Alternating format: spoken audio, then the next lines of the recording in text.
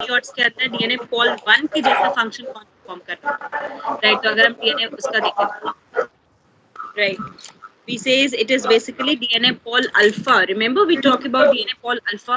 DNA Paul alpha is playing the job of that, right? कि DNA Paul alpha mainly responsible होगा हमारे पास उस particular activity के लिए, तो याद रहेगा ये point, right? DNA Paul alpha for that and DNA Paul अगर आपका हमारे पास बीटा, उसके बाद गामा, ये सब पढ़े थे ना organic DNA replication, उसके लिए okay, whosoever is being there in the unmute mode, mute yourself guys, right, क्योंकि अगर आप में से किसी का भी माइक अगर म्यूट मोड पे होगा, अनम्यूट मोड पे होगा, राइट, तो वो डबल वॉइस की प्रॉब्लम को क्रिएट करेगा, right. Everyone audio video being fine, हर एक को ऑडियो वीडियो क्लियर है, right.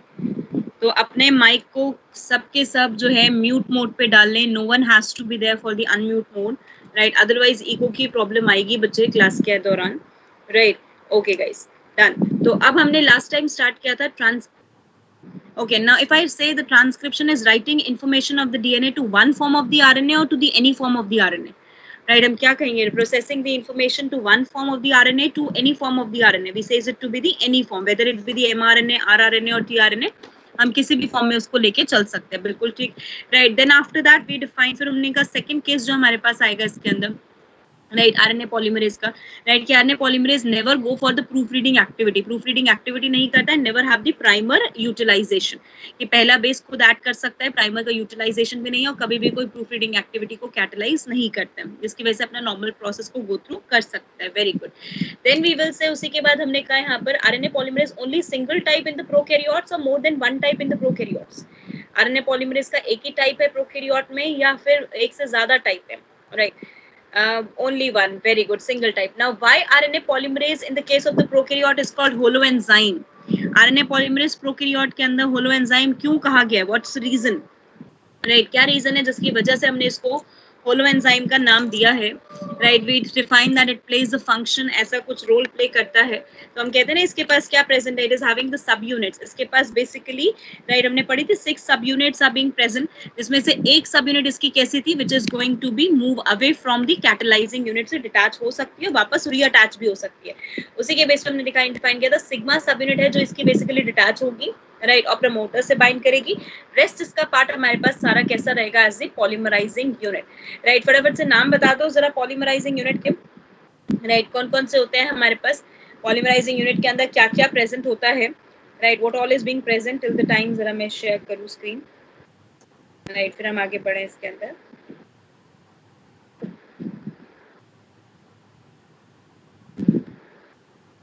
yes, we says it is going to have the alpha, right, alpha 2 beta beta dash gamma, ये हमने यूनिट्स पढ़ी थी, इसके अंदर प्रेजेंट होती हैं, राइट, उसी के बेसिस पे हमने, very good, beta beta dash, sorry omega, right, beta beta dash omega is going to be present, जो हमने कहा था इसके अंदर मेनली यूनिट्स प्रेजेंट है in the case of the DNA polymerase, very good guys. अब यहीं से हमने जो नेक्स्ट लास्ट टाइम पढ़ा था, we talk about the one unit that is called as the promoter, बिल्कुल ठीक है, हमने एक रीजन पढ़ा था यहाँ पर, we says the transcription unit is there, हमने कहा था एक ट्रांसक्रिप्शन यूनिट है, और उसी ट्रांसक्रिप्शन यूनिट के बेसिस पे हम कैटेगराइज करते हैं कि we are going to have the very first specific region which is called as the promoter, then हमने define किया था the next unit is going to be referred as the structural gene, right, and the last one is being referred as the terminator.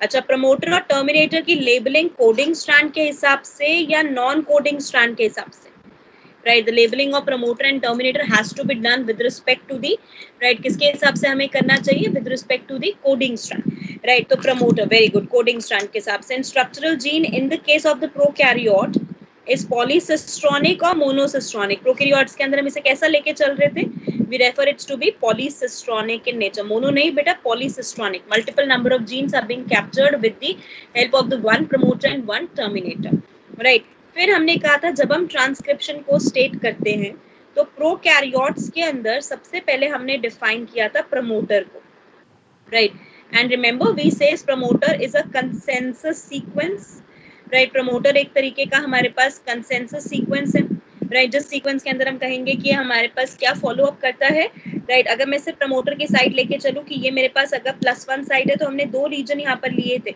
One is the -10 side and another is the -35 side, यही define किया था हमने इसको, -35 side and we name this promoter, इस promoter को नाम क्या दिया था हमने, as the Pribno box, इसको नाम दिया था ना Pribno box का, right? We name this promoter sequence as the Pribno box, right everyone? right, यहाँ तक का पॉइंट सबको क्लियर है, ये रिवाइज हो गया सबको अच्छे से। अब इसी को ही हम आगे बढ़ाएंगे, राइट? कंप्लीट पूरा ट्रांसक्रिप्शन अंडरस्टूड देखेंगे इसमें कि हम कैसे करते हैं, राइट? फिर हम इसके अंदर आगे बढ़ेंगे यहाँ पर। तो अब मैं आ जाती हूँ सबसे पहले, right, over here in this X.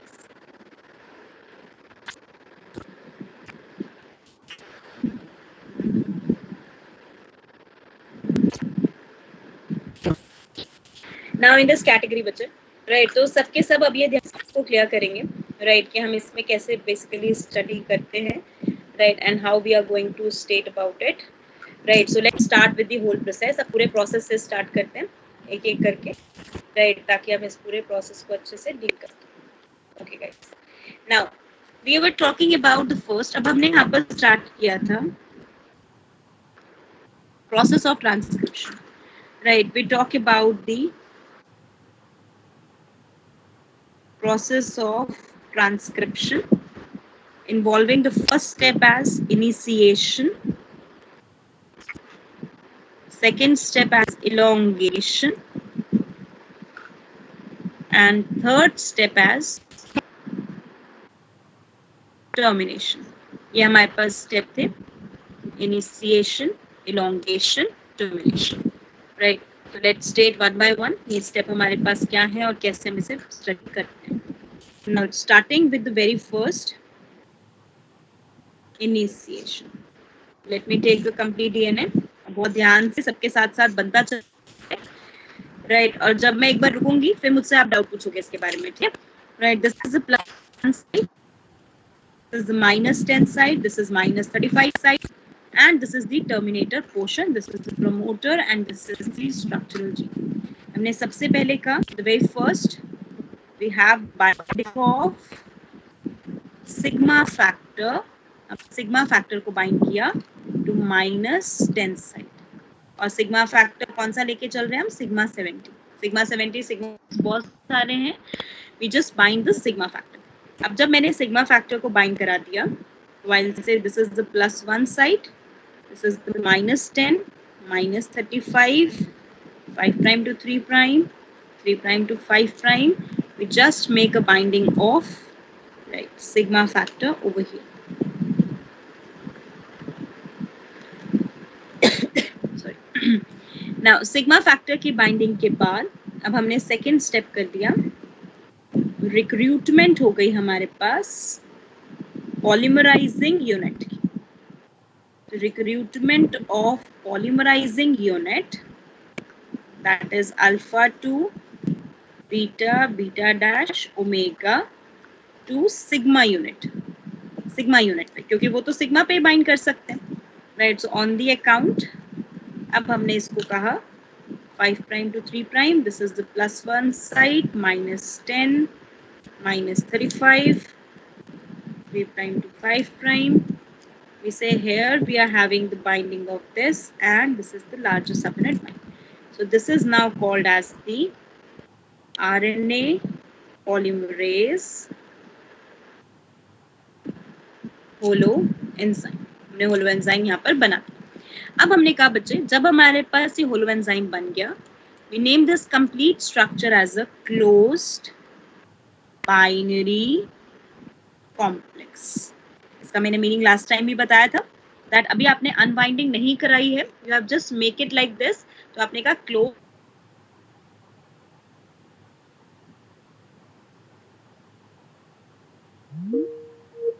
आपने इसकी अनबाइंडिंग को शुरू कर दिया, राइट? अनबाइंडिंग अब मैंने कैसे स्टार्ट की, that is what we need to study, right? कि हम इसकी अनबाइंडिंग कैसे स्टेट करते हैं, राइट?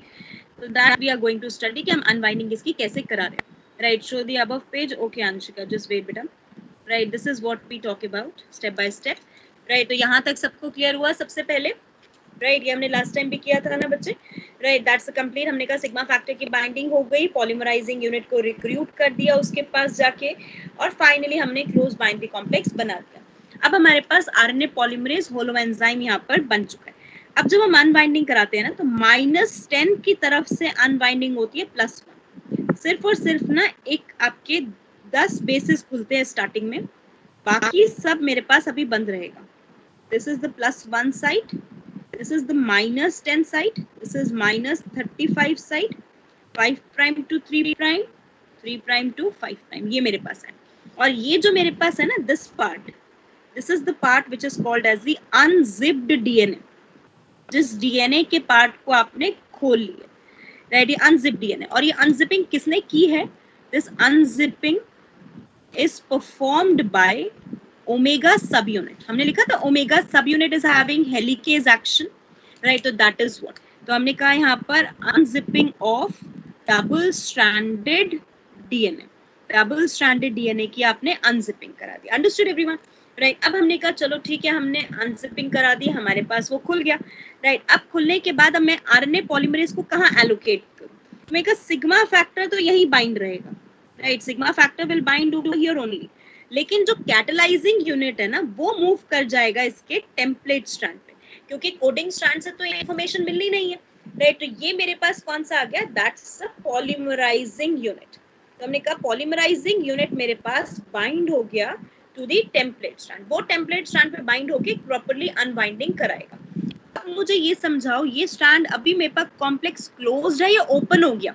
ये ओपन हो गया ना, आपने थोड़ा बहुत ओपन कर दिया, तो you name it as the open binary complex. Binary कहने का मतलब बेटा having double stranded DNA only, और आपने अनबाइंडिंग कर दी, इसीलिए आपने इसे नाम दे दिया ओपन बाइनरी कॉम्प्लेक्स, राइट। अब जब आपने यहाँ अनजिपिंग कर दी, ओपन बाइनरी कॉम्प्लेक्स बना दिया, राइट, देन यू विल से कि अब हम क्या करेंगे इसके अंदर? We start with the 5' to 3' polymerisation. हम पहले पॉलीमराइजेशन थोड़ा शुरू कर लेंगे। एक्चुअली मुझे पॉलीमराइजेशन बेटा +1 से शुरू करना चाहिए, लेकिन मैं +1 से पहले के भी बेसिस ले रही हूँ। वो ऐसा इसीलिए होता है, सिग्मा फैक्टर पहले मॉनिटर कर लेता है कि क्या हमारे पास आरएनए पॉलीमरेज सही डायरेक्शन में जा रहे हैं या नहीं जा रहा, क्या आरएनए पॉलीमरेज प्रॉपर्ली मूव कर रहे हैं या नहीं कर रहा मेरे पास। उसके लिए मैं यहाँ पर इसको बड़े अच्छे से सिग्मा फैक्टर बैठता है जब तक वो +1 तक नहीं पहुंच जाता। जैसे ही +1 पे जाएगा वैसे ही सिग्मा फैक्टर वहां से हट जाएगा, राइट। तो अब मैंने कहा यहाँ पर अगर मैं 5' to 3' पॉलीमराइजेशन कराऊंगी तो वो कौन कराएगा इसका? That is the polymerising unit, right, of RNA polymerase. RNA polymerase की पॉलीमराइजिंग यूनिट ये हमारे पास काम कराएगा, राइट। तो वी सेज बच्चे, अब देखो इसके अंदर ये मेरे पास था, इतना मैंने ओपन किया था, this is the complete stretch, this is the one, इतना मैंने ओपन किया, this is the complete stretch. तो ये मेरे पास +1 आ गया, ये मेरे पास -10 हो गया, ये मेरे पास -35 हो गया, ये 5', ये 3', this is the again 3' and 5', ये मेरे पास सीक्वेंस आ गया। अब मैंने यहाँ पर कहा बच्चे मुझे बाइंड किसको कराना था? यहाँ ये बाइंडेड था। अब देखो इसको आगे ट्रेस करते करते करते करते आगे गया और इसके कैटलाइज आरएनए बना दिया। तो इस आरएनए में सिर्फ और सिर्फ 9 से 10 बेसिस है। ये जो मेरे पास बना है this is now called as the mRNA, इसको मैंने एमआरएनए कह दिया। और ये जो मेरे पास पोर्शन है, right, over here this portion is being the one जिसको मैंने नाम दिया आरएनए डीएनए हाइब्रिड। ये स्ट्रक्चर ना बहुत ध्यान से समझना, राइट। अब देखो जब भी आरएनए पॉलीमरेज आगे जाता है ना, जैसे आरएनए पॉलीमरेज अभी यहाँ था, आरएनए पॉलीमरेज की पॉलीमराइजिंग डायरेक्शन ये रहेगी। तो जब आरएनए पॉलीमरेज आगे की तरफ जाएगा तो अपने साथ आरएनए को अटैच रखता है, राइट। अटैच क्यों रखता है? ताकि कोई भी पॉइंट से आरएनए टूट गया तो वहीं पर टूट जाएगा, आरएनए पॉलीमरेज आगे काम नहीं कर पाएगा। तो आरएनए पॉलीमरेज अपने साथ ही आरएनए को अटैच रखता है, और कुछ जो आरएनए जब बनता चला जाएगा, पीछे का आरएनए फ्री होता जाएगा जैसे जैसे आरएनए पॉलीमरेज आगे की तरफ मूव करता जाएगा। हमने कहा इस डायरेक्शन में हमारे पास ये फॉर्मेशन होती चली जाएगी।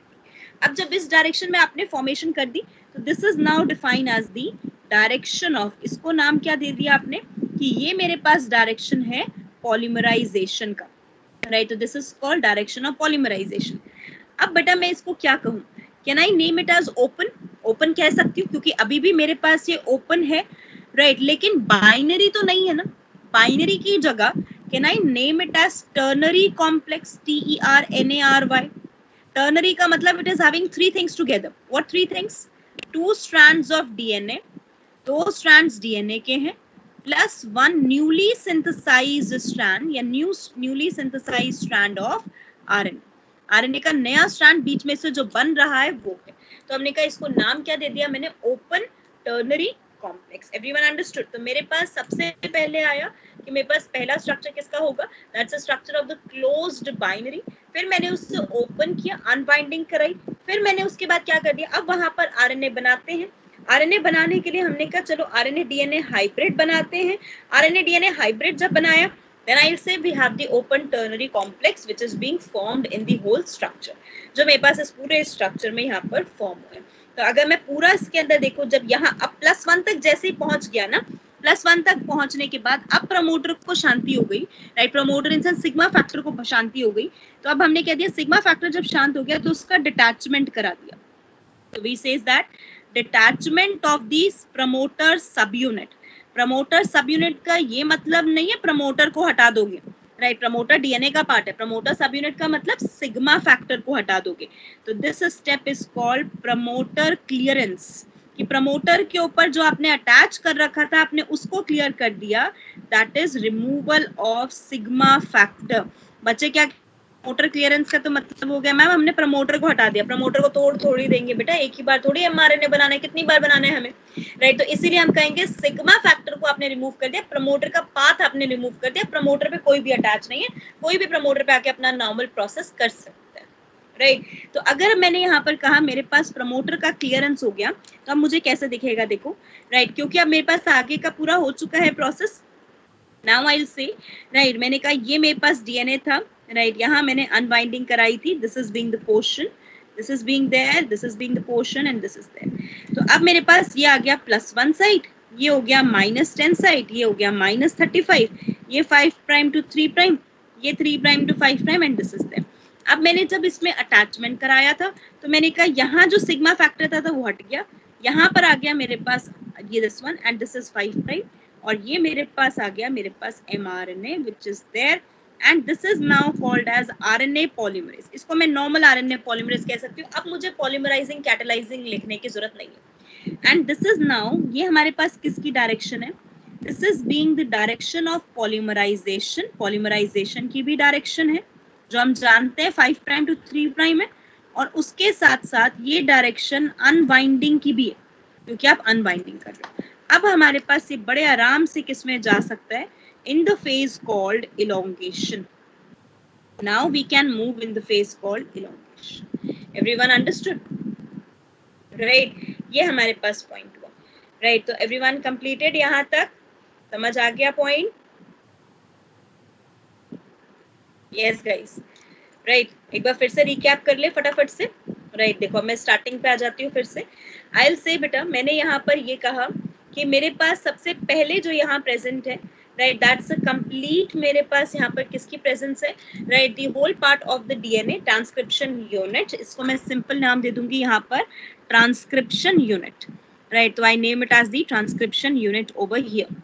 अब इस ट्रांसक्रिप्शन यूनिट पे मेरे पास प्रमोटर है, टर्मिनेटर है और बीच में मेरे पास स्ट्रक्चरल जीन है। अब जो मेरे पास प्रमोटर, टर्मिनेटर और स्ट्रक्चरल जीन का पोर्शन है वहां पर मैंने प्रमोटर की -10 साइड, जिसको हम एक्चुअली में प्रिग्नो बॉक्स का नाम देते हैं, प्रमोटर को तो हम प्रिग्नो कहते हैं, लेकिन हम मेनली प्रिग्नो बॉक्स जो नाम देते हैं ना -10 को देते हैं क्योंकि मेन काम तो -10 कर रहा है मेरे पास। तो -10, -35, +1 एंड स्ट्रक्चरल जीन। तो पहले मैंने बाइंडिंग किसकी करा दी, सिग्मा फैक्टर की। Sigma factor is also called as promoter recognizing sub unit. इसको मैंने नाम दिया promoter recognizing sub unit which is being there. इसको बाइंड करा दिया सिग्मा 70 से। सिग्मा 56 भी है, सिग्मा 63 भी है, सिग्मा 70 भी है। आपको मेन सिग्मा 70 ध्यान रखना है। इसकी बाइंडिंग कराने के बाद आपने पॉलीमराइजिंग सब यूनिट को रिक्रूट करा दिया, that is alpha two beta, beta dash omega को रिक्रूट कराया सिग्मा यूनिट के पास, क्योंकि वो सिग्मा को पहचानता है बस। उसने सिग्मा से बाइंड करके पूरा होलो एंजाइम की सिंथेसिस कर दी। I name the complex as a closed binary complex, right.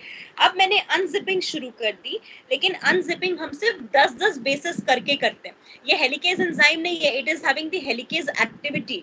इसके पास बस हेलिकेज की एक्टिविटी है, राइट। तो इसी वजह से ये 10-10 बेसिस करके करेगा, राइट। तो 10 बेस को ओपन करेगा, 10 बेस को ओपन करेगा, उसके बाद मेरे पास प्रॉपर सीक्वेंस ओपन अप होगा, राइट। तो आई विल से दैट 10 बेस अगर मेरे पास ओपन अप हुए, राइट, तो मैंने कहा -10 से +1 तक का साइट ओपन हो गया और पॉलीमराइजिंग यूनिट ने अपना स्ट्रैंड सेलेक्ट कर लिया, राइट, जो सिग्मा फैक्टर ने हेल्प किया उसे सेलेक्ट करने में, ताकि 3 प्राइम टू 5 प्राइम वाला विच इज नाउ बीइंग दी, जो हम जानते हैं इज इट टेम्पलेट स्ट्रैंड, वो बेसिकली उसने सेलेक्ट कर लिया और सेलेक्ट करके वहां पॉलीमराइजेशन स्टार्ट कर दिया। जैसे ही पॉलीमराइजेशन स्टार्ट हुआ, राइट, पॉलीमराइजेशन कराने के लिए रिस्पॉन्सिबल कौन है हमारे पास? Beta and beta dash. Beta और बीटा डैश रिस्पॉन्सिबल है 2 यूनिट्स, राइट। इसने पॉलीमराइजेशन किया, आरएनए यहाँ से बाहर निकाला, एक एंड 3 प्राइम एंड आरएनए का अपने पास अटैच किया जहां पर ये आरएनटीपी को ऐड करेगा, राइट, और उसी के बाद प्रोसेस को शुरू किया। तो डिटैचमेंट हो गया हमारे पास। जब इसने आगे +1 तक पहुंच गया तब -10 फ्री हो गया, उसके ऊपर से सिग्मा फैक्टर हटा दिया गया and ultimately it will result in the process कि हमारे पास पूरा इनिशिएशन का प्रोसेस कंप्लीट हो गया। आई hope everyone is done till here, right. सबको ये प्रोसेस क्लियर हो गया होगा अच्छे से, राइट। कंप्लीटेड है बच्चा? यस एवरीवन, नोट हो गया, पूरा कंप्लीट हो गया अच्छे से? Any doubts? टेलीग्राम पे मुझे यस और नो का रिस्पांस मिलता रहे साथ साथ, ताकि हम ये पूरा प्रोसेस ध्यान से एक बार फिर से रिवाइज कर लें, right. Okay guys, now we says completed, very good Zoya. तो अब देखो यहाँ पर यही दे रखा है मैंने, this is the RNA start, that is the +1 side, this is the -10। अब ये ध्यान रखना, दिस इज द -10 रीजन, ये इसका नाम इसलिए मैंने यहाँ पर डाल दिया, और कॉल्ड प्रिग्नोबॉक्स, राइट। इसका सीक्वेंस ध्यान रखना, sequence is TA TATA, right, फिर AT, राइट। ये सीक्वेंस इसका कंसेंसस सीक्वेंस है, you need to remember that, ठीक है, राइट। फिर मेरे पास -35 और यूपी एलिमेंट, याद करने की जरूरत नहीं है, मैंने आपको यही ध्यान रखना है। अब देखो -10, ये कौन सा, ये अगर हम लेबल करें तो ये हमारे पास क्या हो गया? Can I say it's a complete holoenzyme, right. तो complete RNA polymerase holoenzyme, आपने पूरे होलो एंजाइम को यहाँ से कनेक्ट कर दिया। अब आपने क्या किया? ओपन कर दिया, ओपन कॉम्प्लेक्स बन गया, means you have done with the unzipping और अनवाइंडिंग आपने यहाँ पर करा दिया, राइट, डीएनए का। अब आपने अनवाइंडिंग करा दिया, तो देखो ये छोटा सा आरएनए दिख रहा है सबको बनता हुआ ग्रीन कलर में, transcription initiation, right. You just synthesize that small segment of mRNA की सिंथेसिस आपने यहाँ पर कर दी है। जब स्मॉल सेगमेंट एमआरएनए का सिंथेसिस हो गया तो हमने promoter clearance, that is sigma factor की क्लियरेंस हो गई, और ये मेरे पास कौन सा आ गया? एमआरएनए आ गया मेरे पास, और ये कौन सा हो गया मेरे पास? Complete RNA polymerase as the holo enzyme which is being available to me. Understood यहाँ तक, right? So this is basically defined as the process of initiation. अब शायद अच्छे से क्लियर हो चुका होगा, तो अब हम स्टार्ट कर देते हैं प्रोसेस ऑफ इलोंगेशन, राइट। तो अब आ जाते हैं यहाँ पर that we started with the process of elongation, कि अब हम सेकंड स्टेप पे आते हैं elongation पे। तो ये मेरे पास था फर्स्ट स्टेप, राइट, जो हमने डिफाइन किया था। Now I move to the second step, right, which is being called as elongation। अच्छा, elongation के लिए मुझे बेटा किसकी जरूरत है? Do I require RNTPs? क्या मुझे RNTPs चाहिए elongation के लिए? तो elongation का जो पहला स्टेप हो जाएगा मेरे पास, that is the very simple called as activation of, sorry, एक मिनट, तो हमने कहा यहाँ पर हमने एक्टिवेशन करा दिया ऑफ राइबो न्यूक्लियोटाइड्स बाय कौन से एंजाइम से? फॉस्फोराइलेज एंजाइम, राइट, क्योंकि एक्टिवेटेड कॉपी तो मेरे पास कौन सी होगी? आरएनटीपी। तो मेरे पास यहाँ भी क्या प्रेजेंट है? आरएनएमपी, राइट। आरएनएमपी में मैं ऐड करूंगी H3PO4 2 units, and then I am having the unit of RNTP plus मेरे पास यहाँ पर, राइट, आरएनटीपी मेरे पास यहाँ फॉर्म हो जाएगा, right.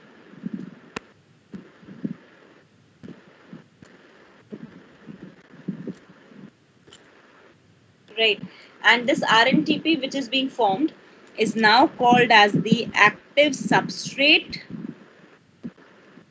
plus energy source, correct? RNTP add हो गया, आपने सबस्ट्रेट ऐड कर दिया। अब आप आ जाओ यहाँ पर next one,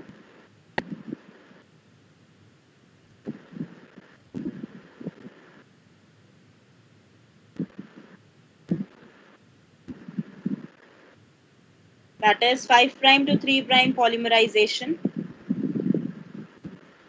by RNA polymerase. Understood? Right, ये point यहाँ तक clear? पहला step.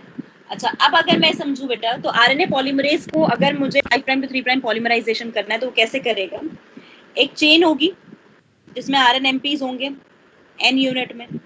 आप एक नया RNTP डालोगे, उसमें 3 prime to 5 prime phosphodiester bond बनेगा, RNMP n+1 बनेंगे, प्लस PPI रिलीज हो जाएगा. ये रिएक्शन लिखी है हमने डीएनए पॉलीमरेज वाली, राइट. बस DNTP की जगह क्या डाला हुआ है हमने? RNA, right. अब मैं एक चेन आपको समझाऊंगी, वो चेन ध्यान से क्लियर करना कैसे बनाते हैं. देखो, ये मेरे पास एक mRNA की चेन है. पहले 5 बेस ने बना रखे, फर्स्ट, सेकंड, थर्ड, फोर्थ. अब मुझे बताओ, क्या ये पहला बेस RNTP होगा या RNMP होगा? क्या पहला बेस जो ऐड होगा वो RNTP होगा या RNMP होगा? क्विकली गाइस, मैं इसको इरेज करके RNMP लिखूं या मैं इसे RNTP लिखे रहने दूं? पहला RNTP. वेरी गुड स्वतंत्र. RNTP क्यों होगा? क्योंकि पहले ने तो फॉस्फोडाइस्टर बॉन्ड 3 प्राइम से बनवाया, उसका तो 5 प्राइम फ्री है ना, तो it is going to be RNTP. लेकिन जो अगले वाले होंगे मेरे पास इसमें, राइट, जो मेरे पास सेकंड होगा, right, yes, last will be RNMP. अब ये जो मेरे पास होगा वो तो RNMP होगा, क्योंकि जब इसने इसके साथ बॉन्ड बनाया तो इसने तो अपने PPI को लॉस किया है. और ये भी यहाँ से लेके टिल दिस, ये भी मेरे पास क्या होगा? RNMP. अब मैंने इसमें एक यूनिट को ऐड कराया जिसमें मैंने यहाँ पर RNTP लिया, तो ऑब्वियसली बात है मैंने 3 फॉस्फेट लिया और OH लिया. अब इसका क्या फ्री है? इसका OH फ्री है ना, क्योंकि 3 प्राइम एंड है मेरे पास. अगर इसका OH फ्री है तो इसके OH फ्री होने से इसका OH किस पे अटैक करेगा? इसके फॉस्फेट पे अटैक करेगा, जिसकी वजह से ये बॉन्ड ब्रेक हो जाएगा एंड अल्टीमेटली हमें स्ट्रक्चर क्या मिलेगा? We get the structure that is, right, पहला मुझे मिला यहाँ पर second, third, fourth, fifth and then I am having the sixth, जिसका OH वापस फ्री हो जाएगा, फिर से अटैक के लिए रेडी हो जाएगा, और प्लस मुझे यहाँ पर क्या रिलीज हो जाएगा? PPI. तो अगर अब मैं इस चेन को लिखना चाहूँ तो RNTP to RNMP n+1, is it fine? तो अगर मैं रिएक्शन लिखूं that RNTP to RNMP whole n plus new unit of RNTP will result in the formation as RNTP to RNMP n+1 plus PPI. Is this equation fine? Yes guys, समझ आए ये equation सबको? मैं क्या लिखा है, बस मैंने ये RNTP कौन सा लिख दिया? 5 प्राइम वाला, और जो मेरे पास ये 5 प्राइम हो गया और ये आगे वाले मेरे पास कौन सा हो गया? 3 prime, and I have a continuous strand formation. This is called 5 prime to 3 prime polymerization by RNA polymerase, जहां पर आप कोई भी प्रूफ रीडिंग एक्टिविटी नहीं करोगे, right. You will say no proof reading activity. Proof reading activity तो कहीं से कहीं तक होनी ही नहीं है मेरे पास, राइट. तो we say no proof reading activity, that is exonuclease activity absent. पूरी तरीके से एक्सोन्यूक्लियेज एक्टिविटी मेरे पास absent, right. It is not going to found anywhere in the system, right. I hope everyone is clear with this. Yes guys, right. अब बनाने में इतने ज्यादा खो गए हो आज कि रिप्लाई नहीं करना. समझ आ गया? नहीं आ गया? क्लियर हुआ? नहीं हुआ है? किसी को कोई डाउट है? कोई पॉइंट रिपीट करना है? मैम इनिशिएशन का 4th और 5th पॉइंट एक बार रिपीट कर दो. Very good Zoya, good one, good Shweta, right. Okay guys, अच्छा यही सही है मेथड, फिर यही फाइनल कर दूं मैं, लॉक कर दूं आपके लिए, राइट, बैच के लिए पढ़ाने का method. Yes, okay, right, good. Ma'am initiation का 4th पॉइंट रिपीट कर दो. मुझे रिटन मटेरियल नहीं प्रिपेयर करना पड़ेगा आपके लिए, तो जो मेरा क्रैश का टाइम इतना ज्यादा यूज हो रहा है तो उसमें यूज हो जाएगा, है ना. Okay guys, good, right. Now let's state about the next one. अब हमने कहा इलोंगेशन जब हम करते हैं तो इसमें हम इसको कैसे स्टडी करते हैं. अच्छा, एक और पॉइंट था, मुझे पता चला कि आपका जो सिलेबस के बारे में बड़ी कंफ्यूजन है बैच में, राइट जो सिलेबस चेंज हुआ है बेटा, जो सिलेबस कम हुआ है, right that is not for the NEET, NEET के लिए नहीं है वो, right that is for the CBSE, वो सीबीएसई के लिए, फाइन, वो सीबीएसई के लिए किया गया है, वो नीट के लिए कहीं नहीं है, ऐसी कोई गाइडलाइंस नहीं आई है, तो don't follow any such guidelines, right that syllabus जो भी रिड्यूस किया गया है, आपको नीट के हिसाब से हर चीज पढ़नी है, कुछ नहीं छोड़ना है, ठीक है, तो ऐसा नहीं होना चाहिए, राइट। फोर्थ और फिफ्थ स्टेप दोबारा बता दूं काजल, इनिशिएशन का, ओके बेटा, इनिशिएशन में मैंने इतना कहा बच्चे, right I will explain this that initiation जब हमने किया, हमने कहा फोर्थ स्टेप में आपने पॉलीमराइजेशन किया, आरएनए पॉलीमरेज ने आरएनटीपीज को यूज करके एक नया चेन बनाया, वो चेन जब उसने बनाया तो कुछ पार्ट अपने आप से अटैच रखा, और जो पार्ट अपने आप से अटैच रखा उसी से आगे कुछ पार्ट उसने फ्रीली स्विंग कर दिया बाहर की तरफ, राइट, और फाइनल आपने डेवलपमेंट कर दी, राइट। फिर उसके बाद आपने क्या किया, प्रमोटर सब यूनिट जो थी उसको आपने डिटैच कर दिया, राइट, और प्रमोटर सब यूनिट को आपने हटा के सिग्मा फैक्टर को आपने हटाया, तो अपने प्रोसेस को बिल्कुल क्लियर कर दिया कि उसके ऊपर कोई बाइंडिंग नहीं है, और आगे आरएनए पॉलीमरेज बड़े आराम से पॉलीमराइजेशन कर सकता है, क्योंकि अब आरएनए पॉलीमरेज सही डायरेक्शन में मूव कर रहा है, राइट, तो हमें ये बेसिकली पता चल गया। अब ये स्ट्रक्चर देखो जरा, फटाफट से समझाओ, क्या ये स्ट्रक्चर समझ आता है? व्हाट इज ट्रांसक्रिप्शन बबल होता है, ये अब हमें मेन चीज पढ़नी है कि हम ट्रांसक्रिप्शन बबल किसे कहते हैं, राइट। ट्रांसक्रिप्शन बबल हम बेटा इसको डिफाइन करते हैं, right, let's say over here, right, let us suppose मेरे पास जो डीएनए है, राइट, मैंने अगर यार यहाँ पर एक डीएनए का स्ट्रैंड बनाया, राइट, इन दिस मैनर, ये 3 prime,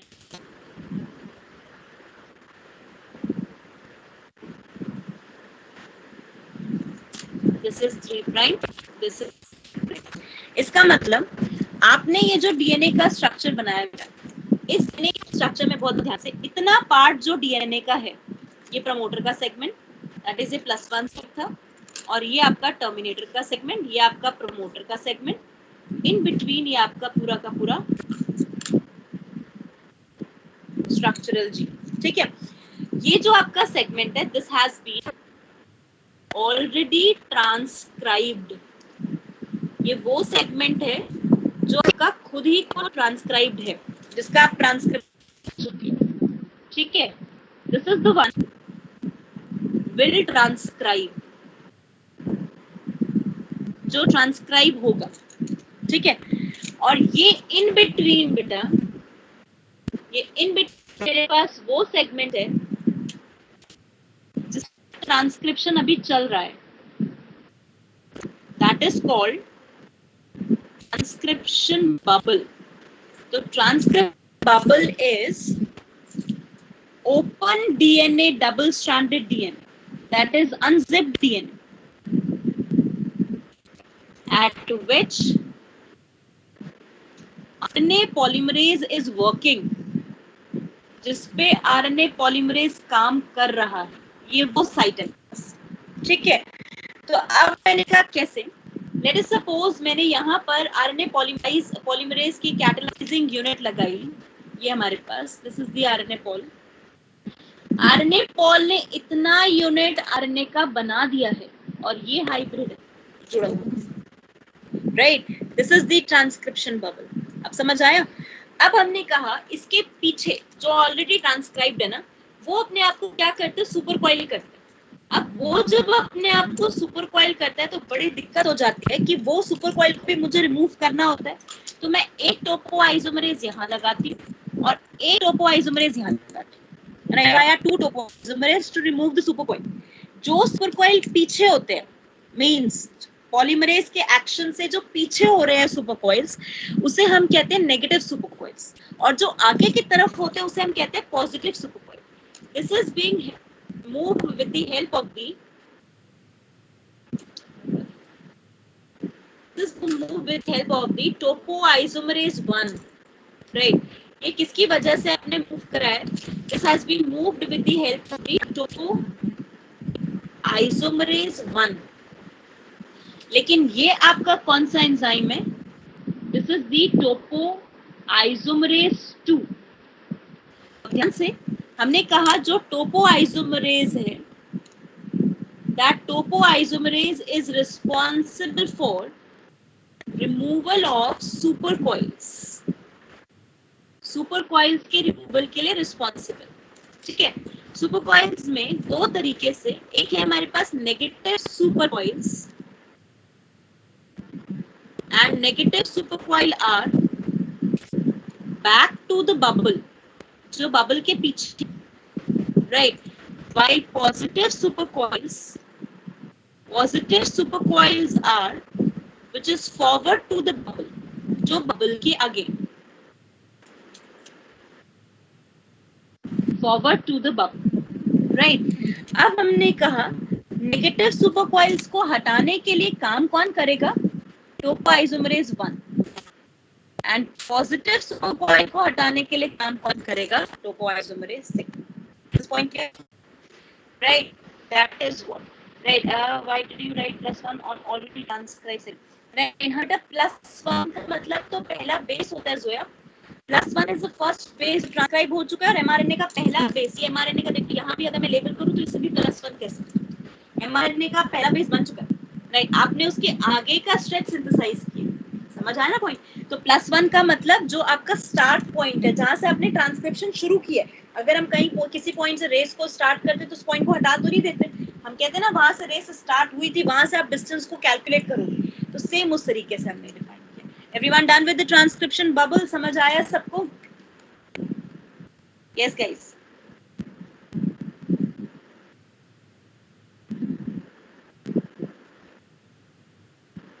right, so this is basically, right, we define in this particular group. ये हम basically define करते हैं. Done? Very good. Right, तो अब इसी डायग्राम को, सबका नोट हो गया ये डायग्राम बच्चे? Right, okay. अब इसी डायग्राम को अगर हम डायग्रामेटिकली देखें तो ये मेरे पास स्ट्रैंड देखो, राइट. ये पूरा पीछे जो लगा हुआ है ना, this one, this is RNA polymerase. ये पूरा आरएनए पॉलीमरेज, राइट. अब इस आरएनए पॉलीमरेज में ये डायरेक्शन हमारे पास हो गई, right. This is the RNA which is being synthesised. यहाँ देखो आपने, ये negative supercoil, positive, clockwise anti clockwise का डिफरेंस है. ठीक है, और ये मेरे पास ट्रांसक्रिप्शन बबल, ये टेम्पलेट स्ट्रैंड और वो non template strand, that is called as the coding strand. Non template को मैंने नाम दे दिया कोडिंग स्ट्रैंड. इसी के जैसा अगर मैं पूरा भी इमेज दिखाऊं तो दिस इज द इमेज. ये वाला पार्ट रहने ना, ये बेसिकली वो बुक में क्रॉप नहीं हुआ था पार्ट, राइट. तो अब यहाँ पर प्रोसेस ऑफ इलोंगेशन देखो, नेगेटिव सुपरकॉइल्स कैसे दिख रहे हैं, राइट. हमें बस बेसिकली क्या करना है बेटा, we have to provide this one, right. We have to provide protection to transcription bubble. मुझे ट्रांसक्रिप्शन बबल को प्रोटेक्शन देनी है किसी भी तरीके से. I have to provide protection to the transcription bubble. ये ट्रांसक्रिप्शन बबल के पास प्रोटेक्शन अगर रहेगा तो हम देखेंगे कि हमारे पास मूवमेंट कैसे होती है. ट्रांसक्रिप्शन बबल को प्रोटेक्शन देनी है एंड प्रॉपर फंक्शनिंग करानी है, right. Proper functioning of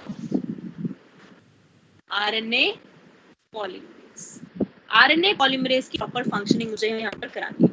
So we have to go for the proper functioning of RNA polymerase. We have to go for this complete process जो हम यहाँ पर define करते हैं. I hope everyone is being done with this.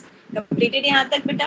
Right. So this is the process of elongation. Negative supercoils, positive supercoils, topoisomerase हमने यहाँ पर लगाए, and the whole RNA which is being synthesized with this. Right. अब आ जाते हैं termination के process पे. Right. तो पहले termination का process मैं खुद ही explain कर देती हूँ, फिर आऊँगी मैं इसके ऊपर. Okay guys. अब हमने इलोंगेशन कर लिया, हमने कहा टर्मिनेशन कैसे किया जाए. तो सबसे पहले यहाँ तक किसी को कोई डाउट? इलोंगेशन तक anyone having any specific doubt?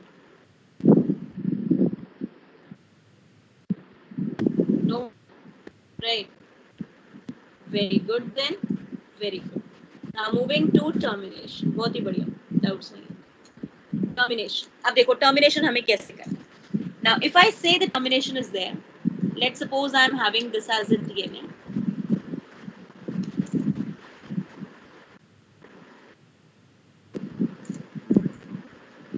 ये मेरे पास है, यहाँ पर मेरे पास +1 side, 5 prime to 3 prime, 3 prime to 5 prime. ठीक है, ये मेरे पास है, ये मेरे पास यहाँ पर टर्मिनेटर का portion. This is the site of terminator, this is the site of promoter. बिल्कुल एंड पे है. एंड पे इन सेंस मेरे पास यहाँ पर आरएनए पॉलीमरेज.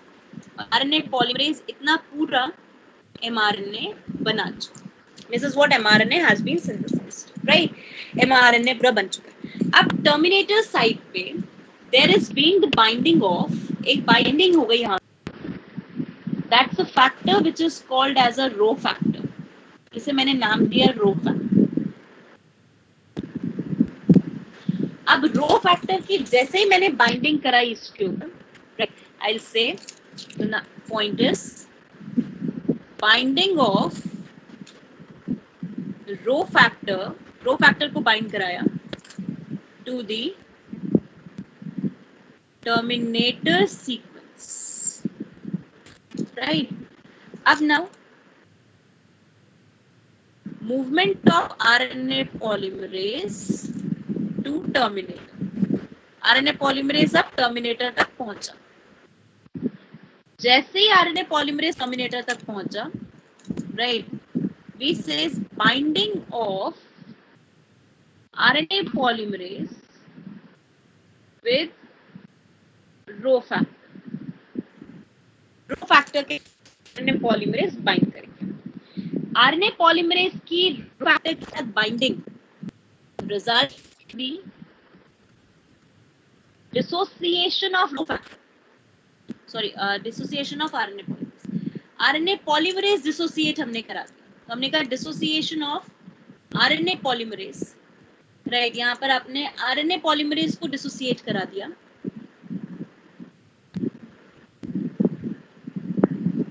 From DNA. अब जब डीएनए से आरएनए पॉलीमरेज अलग हो गया, हमने कहा यहाँ पर रिलीज ऑफ एमआरएनए, एमआरएनए बाहर, डबल स्ट्रैंडेड डीएनए बाहर, आरएनए पॉलीमरेज बाहर और rho factor. Complete assembly disturb, पूरी असेंबली का डिसोसिएशन. तो अब मैंने इस प्रोसेस में क्या समझा? आई विल से मेरे पास देखो टर्मिनेटर सीक्वेंस पे रो फैक्टर ऑलरेडी बाइंडेड है. रो फैक्टर जब टर्मिनेटर सीक्वेंस पे बाइंडेड है तो वही पे मैंने कहा टर्मिनेटर के ऊपर, राइट, आरएनए पॉलीमरेज धीरे धीरे मूव कर रहा है. अभी उसे नहीं पता रो फैक्टर वहां लग, रो फैक्टर लग के बैठा हुआ है. आरएनए पॉलीमरेज मूव कर रहा है, टर्मिनेटर पे पहुंच गया. टर्मिनेटर के कुछ बेसिस को ट्रांसक्राइब भी, कुछ बेसिस ट्रांसक्राइब हो जाते हैं और फाइनली ट्रांसक्रिप्शन के बाद हमने कहा ये रो फैक्टर से मिल गया. जैसे ही रो फैक्टर इसका मिलन हुआ, they will start bind together. In binding होते ही आरएनए पॉलीमरेज की जब बाइंडिंग रो से हुई तो रो ने आरएनए पॉलीमरेज और आरएनए और डीएनए के बीच का बॉन्ड तोड़ दिया. इसका मतलब जब डिसोसिएशन आपने किया ना बेटा, तो आपने किसका हाइड्रोलिसिस कर दिया? आपने आरएनए डीएनए का हाइड्रोलिसिस कर दिया. ये पॉइंट समझ आता है?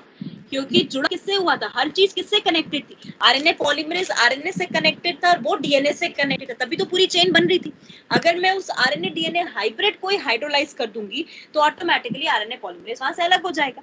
आरएनए पॉलीमरेज वहां से अलग हुआ, एमआरएनए जितना था वो अलग हुआ, डीएनए इंटैक्ट मेरे पास बाहर आ गया, राइट, और रो फैक्टर भी बड़े आराम से बाहर आ गया. And I will say this is how the termination occur, right. We have now the mRNA synthesized with us. अब हमारे पास एमआरएनए बन चुका.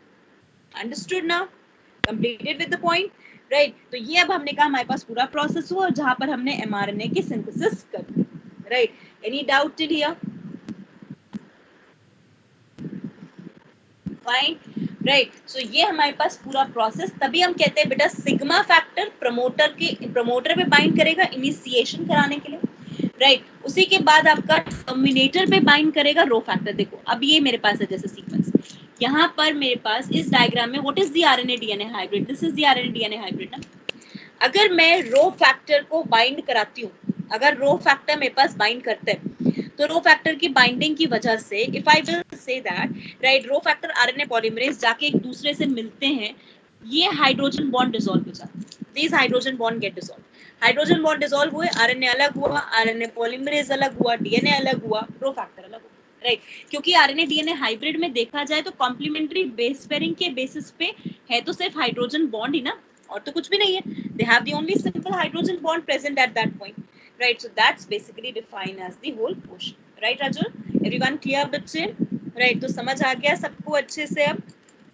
Fine, right? So this is what we define as the complete. आपका हमने यहाँ पर define किया prokaryotic transcription, and this is where we end up the whole process. यहाँ हमने पूरा process prokaryotic transcription का end किया, right? अच्छा यहाँ मैंने वो नहीं दे रखा है हमारे का structure. Okay, now let's talk about the structure of prokaryotic mRNA. अब बहुत ध्यान से समझना, right? Prokaryotic mRNA का complete structure, right? कि मेरे पास structure कैसा दिखता है उसका और कैसा complete उसका structure होता है, right? So let's start with the topic at that, right? जो हमने mRNA बनाया उसके हिसाब से फिर एक बार recap दूंगी इसका, क्योंकि prokaryote का खत्म हो जाएगा, फिर eukaryote का start करेंगे, right? Okay guys, now we talk about over here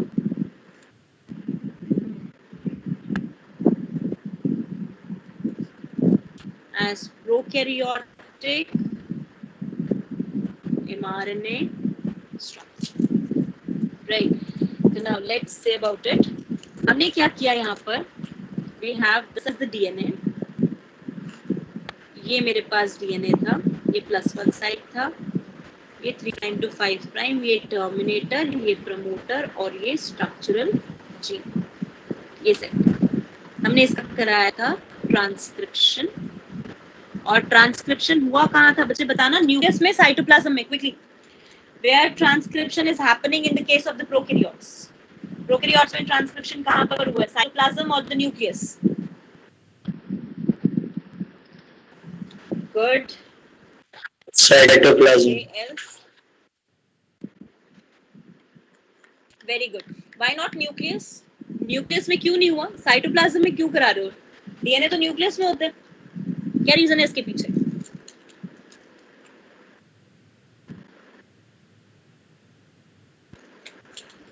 Because nucleus remain absent in the case of the prokaryotes. The other point, nucleus prokaryotes में मिलता है. Nucleus absent रहती वजह से आप कहते हो very good. They have nuclei, they don't have a fine nucleus. Absolutely correct, guys. Very good. Right. अब हमने ट्रांसक्रिप्शन कराया, हमने साइटोप्लाज्म के अंदर, राइट? जब हमने ट्रांसक्रिप्शन करा लिया तो ये मेरे पास पूरा स्ट्रक्चर बना 5' to 3' mRNA. I have the formation of 5' to 3' mRNA, right?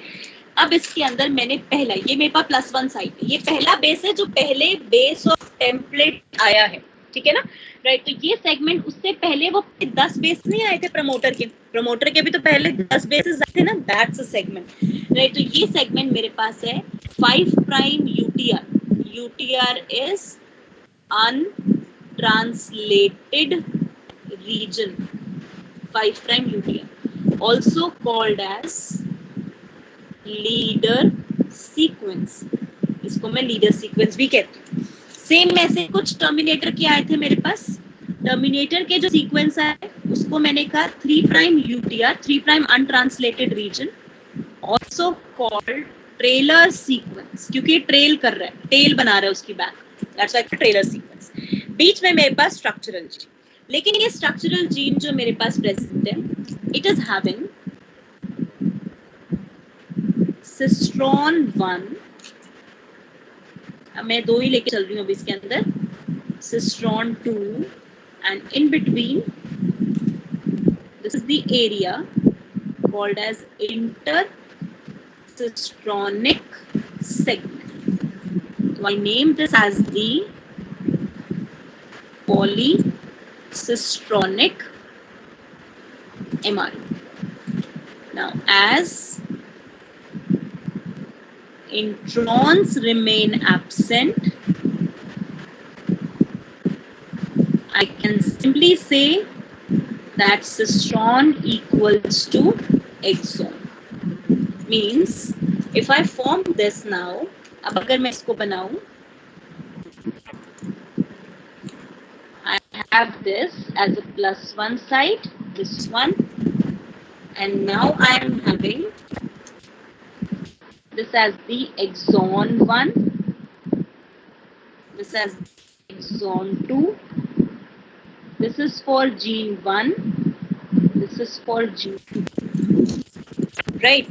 Based on which I'll say no post-processing or post-transcriptional modifications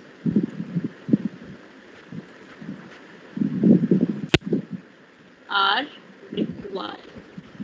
कोई भी पोस्ट प्रोसेसिंग और पोस्ट ट्रांसक्रिप्शन मॉडिफिकेशन नहीं चाहिए, right? Segment in between inter exonic segment. जब मैं आपको codon पढ़ा दूंगी ना, तो मैं इसको कोडॉन्स के बारे में भी इसमें बताऊंगी, राइट? अभी कोडॉन्स पढ़ाया नहीं है, इसलिए मैंने अभी रेफर नहीं किया। फाइन, अब सबको समझ आया है यहाँ तक का पॉइंट? Understood, right? अब होता क्या है, राइट? इसी के साथ पहले तो यहाँ तक के कोई डाउट इस पूरे डायग्राम में, राइट? कंप्लीट यहाँ तक। अब मैंने कहा transcription and translation are coupled together in prokaryotes. NEET 2019 question. Right? Yes. Okay, so right. अब coupled together कहने का मतलब हम ये कहते हैं बेटा, जब हम ट्रांसक्रिप्शन करा रहे होते हैं उसी टाइम पे ट्रांसलेशन शुरू हो जाता है।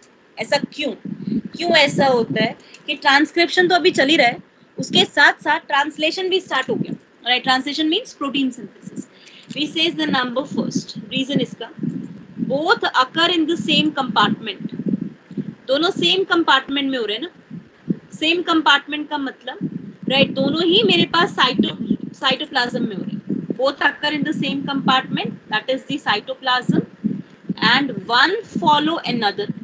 एक दूसरे को फॉलो करेगा कि जैसे ही एमआरएनए बनेगा वैसे ही राइबोसोम अटैच करा दो, वैसे ही प्रोटीन सिंथेसिस करा दो, राइट? तो हमने कहा एक दूसरे को फॉलो भी करेगा। Now I say second, and there is no need of the post transcriptional modification, that is capping, splicing, tailing. कोई पोस्ट ट्रांसक्रिप्शनल मॉडिफिकेशन की जरूरत भी नहीं है। अगर कोई पोस्ट ट्रांसक्रिप्शनल मॉडिफिकेशन नहीं चाहिए तो जैसे ही ट्रांसक्रिप्शन होगा तुरंत ट्रांसलेशन स्टार्ट हो जाएगा। अंडरस्टूड? तो ये मेरे पास प्रोसेस है जहां हमने कहा ये कपल्ड है। कपल्ड का मतलब आपने अभी एमआरएनए रेडी किया ही था, right? You have just make ready the mRNA. आपने एमआरएनए अभी देखो तैयार करके खड़ा ही किया है यहाँ पर अपना, और अभी इवन आरएनए पॉलीमरेज से डिटैच भी नहीं हुआ, तब भी स्टार्ट हो जाता है, इवन तब भी स्टार्ट हो जाता है। तो ये 5 प्राइम यूटीआर, राइट, और ये मेरे पास 3 prime 5 prime UTR untranslated region कहने का मतलब बेटा, which is not going to be translate, जिसका ट्रांसलेशन नहीं होगा, जिसका कभी भी ट्रांसलेशन नहीं होगा। I say transcription and translation are coupled together.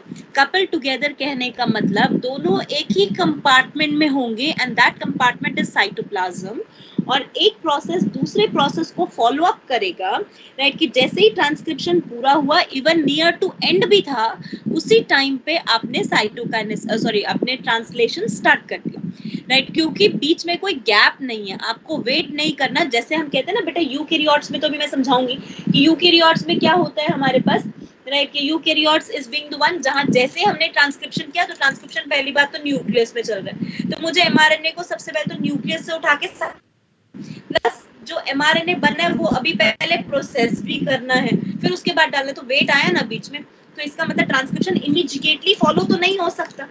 इसीलिए हमने कहा यहाँ पर इन दोनों में इमीडिएटली फॉलोड होता है। पोस्ट ट्रांसक्रिप्शन मॉडिफिकेशन अगर इंट्रॉन्स होते तो मुझे इंट्रॉन्स को हटाना पड़ता है। कल मैंने समझाया था लास्ट टाइम आपको क्लास में, राइट? कि अगर इंट्रॉन्स होते तो मुझे इंट्रॉन्स को रिमूव करना पड़ता, क्योंकि अब इंट्रॉन्स नहीं है तो मुझे इंट्रॉन्स को रिमूव नहीं करना, राइट? इसका मतलब मुझे क्या करना है, directly I have to go for कि मुझे ट्रांसक्रिप्शन के बाद इंट्रॉन्स को रिमूव करने की जरूरत नहीं, क्योंकि वो है ही नहीं, मैं डायरेक्टली मूव कर जाऊंगी आगे ट्रांसक्रिप्शन। क्लियर बेटा? अब देखो मैंने यहाँ पे कहा ये मेरे पास एमआरएनए बना, right? This is the mRNA. MRNA पे ये मेरे पास था सिस्ट्रॉन 1, राइट? और ये सिस्ट्रॉन 1 मींस जीन 1, ठीक है ना। और ये मेरे पास आ गया सिस्ट्रॉन 2, ये बीच में गैप आ गया मेरे पास, राइट, जो इनमें प्रेजेंट है एज अ स्पेसर रीजन हम इसे कह सकते हैं, और इंटरसिस्ट्रॉनिक सेगमेंट कह सकते हैं। अब इसके ऊपर जैसे ही ट्रांसलेशन शुरू हुआ, ट्रांसलेशन में क्या शुरू हुआ, इसके ऊपर आके राइबोसोम बाइंड करके, इसके ऊपर आके राइबोसोम बाइंड करके, राइट, राइबोसोम ने यहाँ आगे मूव किया और सिंथेसिस किसकी कर दी, पॉलीपेप्टाइड। तो we will go for the process of attachment of ribosome. हमने राइबोसोम को अटैच कराया, attachment of ribosome and polypeptide synthesis. अच्छा, अगर ये स्ट्रक्चर पहचाना जा रहा हो तो मैंने प्रोकैरियोट में 11th में एक वर्ड बताया था, that is polyribosome. Remember we talk about a word called polyribosome, उसका सिग्निफिकेंस आज क्लियर होगा, राइट। पॉलीराइबोसोम, क्या इस स्ट्रक्चर को मैं पॉलीराइबोसोम का नाम दे सकती हूँ? पॉलीराइबोसोम क्या होता है मेरे पास, when one mRNA is attached by the multiple ribosomes, is it looking like that ना, right? जब मैं क्या कहूंगी, multiple ribosomes, right, that is more than one on single mRNA, single mRNA पे आपने मल्टीपल राइबोसोम को अटैच कर रखा है। तो जब आपने सिंथेसिस कर दी तो you have this chain and you have this chain, this is called polypeptide 1 and this is called polypeptide 2। तो आपने दो पॉलीपेप्टाइड की सिंथेसिस कर दी by the process called translation, right? That's what we say as a complete, right, process of the prokaryotic mRNA. तो हमने ribosome smaller larger सब unit है ना, राइट। अच्छा, कौन सा राइबोसोम अटैच होगा, 70s 80s? ये राइबोसोम होगा कौन सा, नामकरण करो जरा इसका। 70s बोलूं 80s बोलूं, कौन सा राइबोसोम बोलूं इसको मैं? 70s।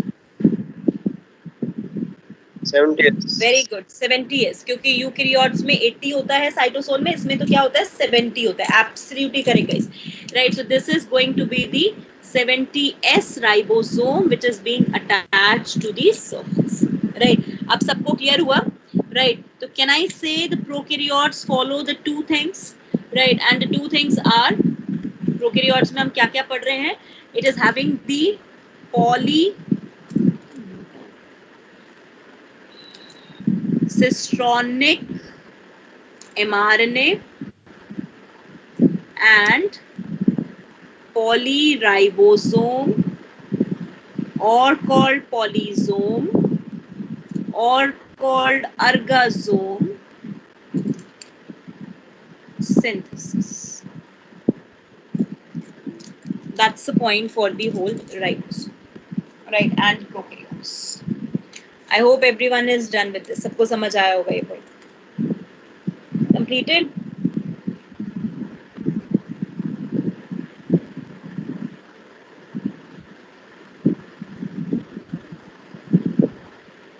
Fine, right? Yes, okay, very good, right? So अब हमने एक बार फटाफट से recap करते हैं, right? Excuse me, ma'am. Right, so that we can start with the eukaryotes topic. Eukaryotes से start करते हैं। हमने कहा बच्चे prokaryotes के अंदर we stated that within the prokaryotes हमने सबसे पहले यहाँ पर define किया कि transcription जब होगा तो there is only DNA dependent RNA polymerase is of one type and transcribe all the type of the RNA and all the three RNA are needed to synthesize a protein in the cell. ये specific lines है जो मैंने उठाई है, right? तो आपको ध्यान रखनी है, right, कि हमारे पास क्या क्या है इसके अंदर। Then हमने कहा RNA polymerase is a holoenzyme that is made up of polypeptide alpha 2 beta beta dash and enzyme with the sigma subunit is called as a core enzyme, right? Enzyme without sigma subunit is called core enzyme. तो एक चीज ध्यान रखनी है बेटा इसके अंदर, अगर मैं वर्ड दूंगी holoenzyme तो holoenzyme equals to core enzyme, right? ये टर्म भी क्लियर कर लो, plus sigma subunit means that this core enzyme equals to polymerizing unit. इस core enzyme का मतलब है polymerizing unit, ठीक है, right? That's the meaning for the core enzyme. We say is initiated by the sigma factor, right? जो initiation factor promote करेगा इसकी binding। अगर ये absence हुआ, ये line NEET 2017 question, exactly repeated statement in the NEET exam, right? Question पूछा गया, if sigma factor is removed from the cell, what will be the result? Result is non-specific transcription, right? Non-specific transcription का मतलब transcription randomly कहीं से भी शुरू हो जाएगा, क्योंकि आरएनए पॉलीमरेज तो कहीं से ही बाइंड कर सकता है। तो नॉन-स्पेसिफिक ट्रांसक्रिप्शन हो जाएगा by the core enzyme at any base on the DNA, किसी भी बेस पे जाके बाइंडिंग कर सकता है, इलोंगेशन में हमने कहा सिर्फ कोर एंजाइम ही कैपेबल है राइट कैटलाइज करने का, इसी वजह से हम इसको पहले ही बाहर निकाल देते हैं, किसको, सिग्मा फैक्टर को, तो प्रमोटर क्लियरेंस कर देते हैं। देन हमने कहा rho factor is required for the termination of transcription, के टर्मिनेशन के लिए हमें रो फैक्टर चाहिए। ये हमने नॉर्मल प्रोसेस जो मैंने आपको समझाई इक्वेशन राइट उसके हिसाब से राइट फिर हमने ये वाला प्रोसेस पढ़ा, देन हमने ये बेसिक बनाया प्रोसेस, देन ट्रांसक्रिप्शन बबल की सिंथेसिस, देन पूरा positive negative supercoils, and then ये पूरा स्टेप एनसीईआरटी गिवन स्टेप बेटा, एनसीईआरटी के मेंशन पॉइंट्स हैं ये तीनों राइट। तो देखो हमने यहाँ पर सबसे पहले होलो एंजाइम बना रखा है, सिग्मा फैक्टर अंदर है, फिर मैंने देखो सिग्मा फैक्टर बाहर निकाल दिया और सिर्फ कोर एंजाइम को रखा राइट, एंड देन आरएनए लिया और इसी के साथ आरएनए फैक्टर में रो फैक्टर, आरएनए पॉलीमरेज में रो फैक्टर बाइंड कर दिया। अब बच्चों को बड़ी कंफ्यूजन होती है, बच्चे कहते हैं कि मैम क्वेश्चन आता है हाउ मेनी राइट, ध्यान से सुना, how many sub units of RNA polymerase are detachable, कितनी सब यूनिट्स आरएनए पॉलीमरेज की जो डिटैचेबल है, quickly tell me guys, how many sub units of RNA polymerase are detachable, detachable कितनी units है उसकी, only one unit is detachable, that is sigma factor. Rho factor RNA polymerase की unit नहीं है, rho factor RNA polymerase की unit नहीं है, बार बार मैं बोल रही हूँ बेटा, अच्छे से क्लियर रखना, रो फैक्टर एक अलग यूनिट है जो आरएनए पॉलीमरेज के साथ आके जुड़ जाता है ताकि उसको स्टॉप कर सके, ठीक है right. Now the next one, RNA polymerase promoter region से बाइंड हुआ, ट्रांसक्रिप्शन बिगिन हुआ, it need nucleoside triphosphate, remember nucleoside triphosphate as substrate. अच्छा एक चीज और, क्वेश्चन कभी भी पूछे डीएनए एंड आरएनए सिंथेसिस, चाहे आप रेप्लिकेशन कराओ चाहे आप ट्रांसक्रिप्शन कराओ, is based on, it is based on complementary rule,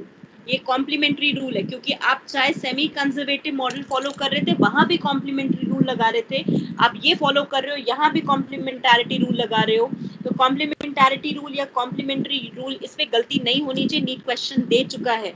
हम क्यों कहते हैं, क्वेश्चन क्या आता है राइट, क्वेश्चन आता है why DNA and RNA synthesis in cell, right, DNA and RNA synthesis in cell is template dependent process, template dependent का मतलब भले ही आप डीएनए की सिंथेसिस कर रहे थे तो आप यूज कर रहे थे सेमी कंजर्वेटिव मॉडल को, आप आरएनए की सिंथेसिस कर रहे हो तो आप टेम्पलेट स्ट्रैंड को यूज कर रहे हो, बिकॉज ये किस पे बेस्ड है, ऑन द रूल ऑफ कॉम्प्लीमेंटैरिटी, ये कॉम्प्लीमेंटैरिटी के रूल पे बेस्ड है, इसी वजह से आप ये डिफाइन करते हो। एग्जैक्टली एवरीवन राइट, समझ आया ना यहाँ तक का पॉइंट राइट, तो हम इसको यहाँ पर डिफाइन करते हैं, ठीक है राइट, तो that is what we state about it right, completed right. उसी के साथ हमने कहा यहाँ पर सबसे मेन, अब देखो ये एनसीईआरटी ने लिखा हुआ है, RNA polymerase help in opening of the helix, helix की ओपनिंग कौन से सब यूनिट करते हैं, which sub unit of RNA polymerase responsible for opening of the helix, quickly right, helix की ओपनिंग करानी है, कौन सा सब यूनिट हमारे पास मेनली मैनेज करेगा आरएनए पॉलीमरेज का, right, that is going to be the omega, very good, and for continue elongation, लेकिन अब वहीं पर लाइन देखो यहाँ पर आगे, वेरी गुड रजुल, राइट आना, only a short stretch of RNA is attached to the enzyme, short stretch को अटैच किया है right, once the polymerase reach termination and the nascent RNA, nascent RNA का मतलब फ्री आरएनए राइट, एमआरएनए की जगह nascent RNA भी लिखा हुआ आ सकता है, and RNA polymerase falls off and this point is there right, that is basically define the whole process of transcription। अब हमने कहा bacterial transcription, again NCERT के points, need के question right। Now first one, mRNA does not require any processing to become magnum, that's very important, post transcription modification नहीं चाहिए, transcription translation same compartment में होते हैं right, तो coupled है right, और many time translation can become before the RNA is much transcribed right, fully transcribed, so translation and transcription are coupled in the bacteria right, याद रहेंगे ये points right, so these are the points which explain about the whole transcription and process in the case of the prokaryotes, understood till here right।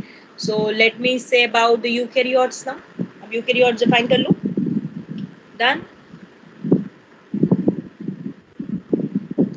okay everyone right, so this is where we define with the whole prokaryotic transcription।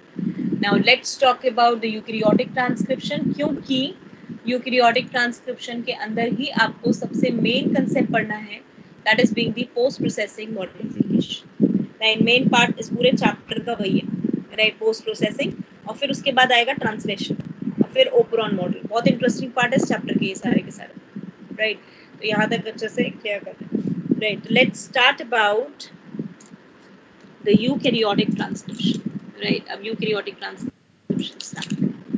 Okay. So let me take about the process over here.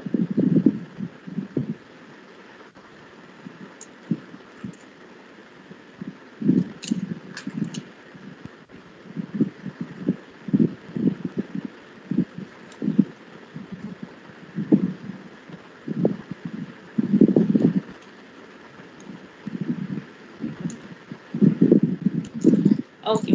Now transcription in eukaryotes. What the process is, how the process move up, right? And what are the major steps that we are going to state in the whole topic, right? Okay guys, now the very first thing. सबसे पहली चीज, eukaryote के अंदर transcription cytoplasm में कभी भी नहीं होता, राइट? तो हमने कहा the very first point, right, always occur with in the nucleus.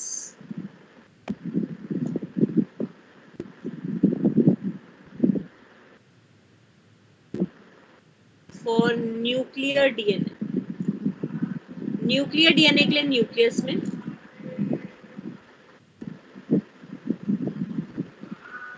And in semi autonomous organelle. कौन कौन सी सेमी ऑटोनॉमस ऑर्गेनेली? माइटोकॉन्ड्रिया और mtDNA एंड cpDNA. बिल्कुल mt और cpDNA के लिए बिल्कुल ठीक है, right. We are going to have the transcription in the case of the eukaryotes के अंदर, ऑर्गेनेली के अंदर, ऑर्गेनेली के अंदर, राइट, लेकिन न्यूक्लियस के अंदर for the nuclear DNA. That's basically first point of the whole part, right. Second,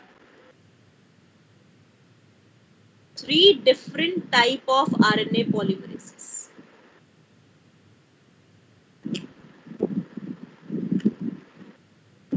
RNA polymerase के 3 different type हैं. किसके लिए? For synthesizing 3 different type of, right? क्या synthesize करने के लिए? Right, 3 different type of RNA.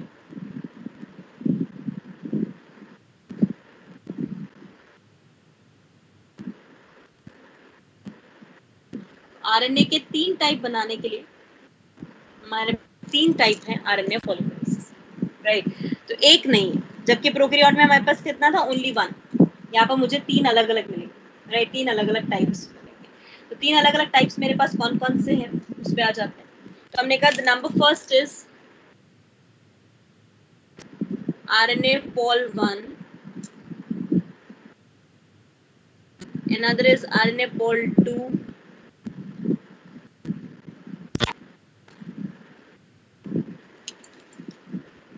and third one for RNA pol 3, right.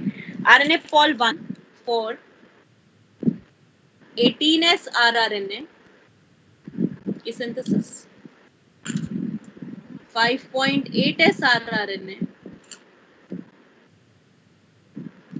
and 28S rRNA. 28S rRNA, 5.8S rRNA and 18S rRNA. rRNA याद है ना आपको? हम 4 होते हैं, right. One is the 18S, 5.8S, 5S and 2.8. Right, 28S, sorry. RNA pol 2 for the synthesis of mRNA, bracket actual में HNRNA, वो भी मैं आज समझा दूंगी आपको. HNRNA लास्ट टाइम क्लियर नहीं हुआ था ना, हेट्रोजेनस RNA, उसके synthesis. RNA pol 3 for tRNA and 5S RNA, right. बाकी भी है SNRNA, SCRNA वगैरह, that we will do once we complete with these 3 first. Fine, right. तो हमने कहा डिफरेंट टाइप के आरएनए पॉलीमरेज, इन सभी की डिफरेंट सिंथेसिस के लिए कि इनकी सिंथेसिस हमें करानी है तो हमें अलग अलग टाइप के आरएनए पॉलीमरेज की रिक्वायरमेंट. सबसे मेन पॉइंट, आरएनए पॉलीमरेज तो चलो अलग चाहिए, समझ आता है. आरएनए पॉलीमरेज के अलग होने के साथ साथ उनकी डिमांड्स भी अलग है. They have a different promoter region अलग है, राइट. तो we will say, right, in this condition that different promoter, right, different promoter segments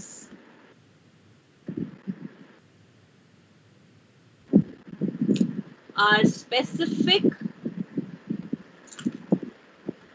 for each RNA pol. RNA pol 2 का अलग होगा, RNA पॉल 3 का अलग होगा, RNA पॉल 1 का अलग होगा। आपको पढ़ना है RNA पॉल 2 का, ठीक है। You have to talk about RNA pol 2 in detail. RNA pol 2 आपको डिटेल में पढ़ना है, right? And the third point is post transcriptional modification required. ये हमें चाहिए किसी भी तरीके से। Post transcriptional modification as capping, tailing and splicing required, right? तो ये मेरे पास 3 अप्रोचेस बेटा, 3 main points in the case of the eukaryotic transcription.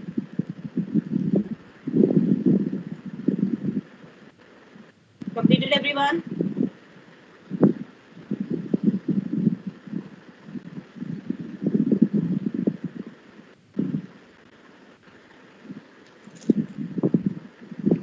Done है यहाँ तक?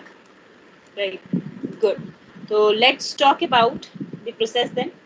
फिर प्रोसेस पे आ जाते हैं फटाफट से कि हमारे पास क्या प्रोसेस है और कैसे हम इसको कंटिन्यू करते हैं, राइट? तो सबसे पहले तो ओवरव्यू सबको क्लियर हो गया, राइट? अब इसी ओवरव्यू में let's state about this first of all.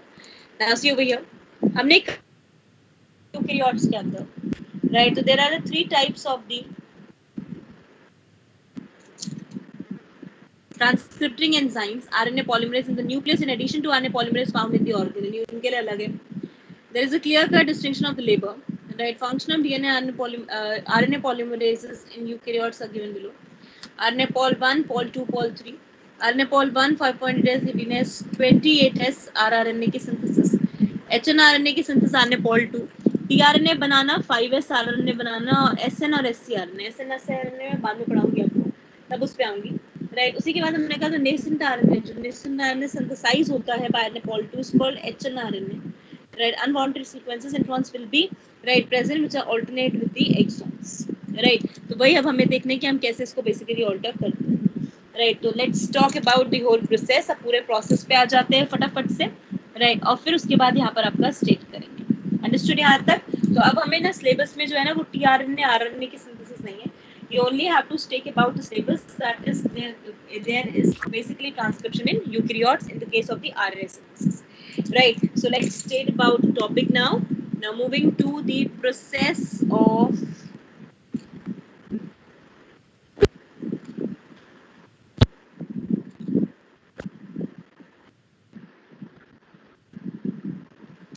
transcription in eukaryotes, right?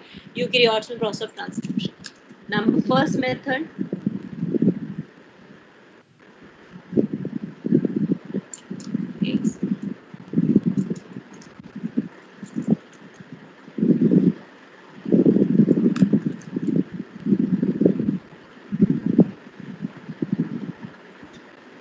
पहले तरीका है initiation.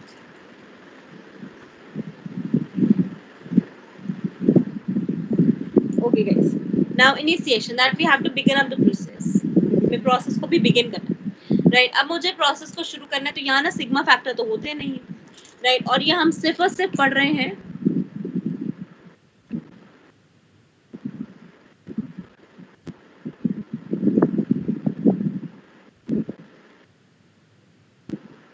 for the process of RNA synthesis, वो भी HNRNA synthesis, heterogeneous RNA synthesis, right? Okay guys, now initiation, ध्यान से initiation के लिए कौन सा सेगमेंट चाहिए होता है फटाफट बताना जरा। Which segment is required for the task of the initiation? Initiation के लिए हमें क्या चाहिए? Promoter segment चाहिए। Do we need a promoter segment first of all? अब promoter in the case of the prokaryotes में कैसा था हमारे पास? Pribna box। यूकैरियोट्स के अंदर भी देखते हैं हमारे पास प्रमोटर कैसा होता है। और प्रमोटर क्या आरएनए पॉल का, आरएनए पॉल 1 और आरएनए पॉल 2 3 का सबका सेम होगा या अलग अलग होगा? प्रमोटर सबके लिए अलग अलग होगा हमारे पास। तो अब हम बेसिकली किसका पढ़ेंगे? आरएनए पॉल 2 का, राइट? तो अब बहुत ध्यान से इसके अंदर, राइट, क्या हमारे पास प्रमोटर सेगमेंट क्या है और कैसे हम इसमें पढ़ते हैं, ज्यादा डिटेलिंग नहीं पढ़नी इसकी, right? We have a sequence over here 5 prime to 3 prime, 3 prime to 5 prime. This is a +1 site. This is the promoter, this is the terminator, this is a structural gene, correct? उसके basis पे हमें यहाँ define करना है। अब हमने कहा बच्चे, क्या हुआ राना? राइट, नाउ वी से promoter. Promoter segment is now called consensus segment having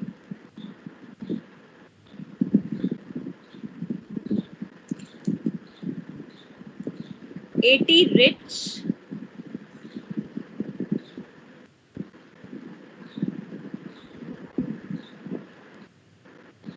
data box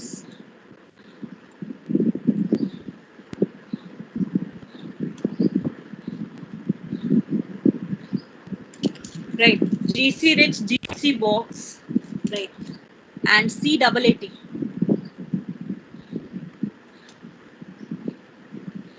cat box.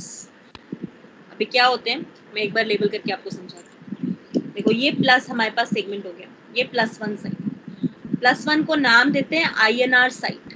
INR का मतलब इनिशिएटर साइट। अब मैंने कहा यहाँ पर इसके अंदर सी वेरी फर्स्ट, जैसे -10 था ना, -10 की जगह यहाँ पर प्रेजेंट है टाटा बॉक्स, ठीक है। टाटा बॉक्स के पीछे प्रेजेंट है GC बॉक्स, और GC बॉक्स के पीछे प्रेजेंट है CAAT box, and GC and CAAT box are the regulatory sequence, and this is the TBF binding site.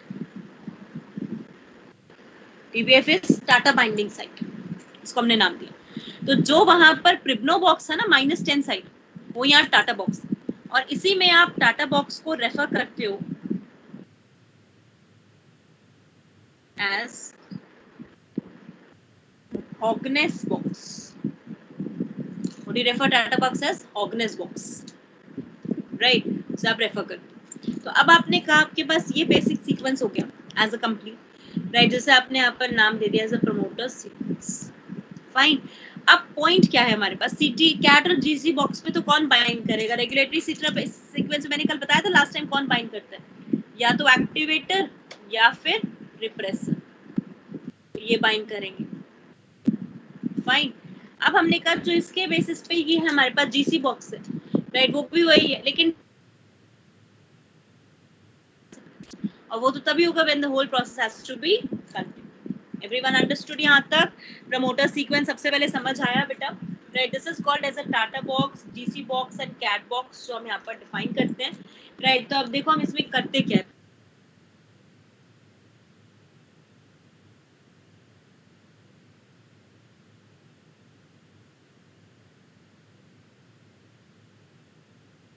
इतने सारे फैक्टर्स कोई जरूरत नहीं है, राइट, आपको सिर्फ इसमें याद रखना है, हम ट्रांसक्रिप्शन फैक्टर को कहते हैं TF2s।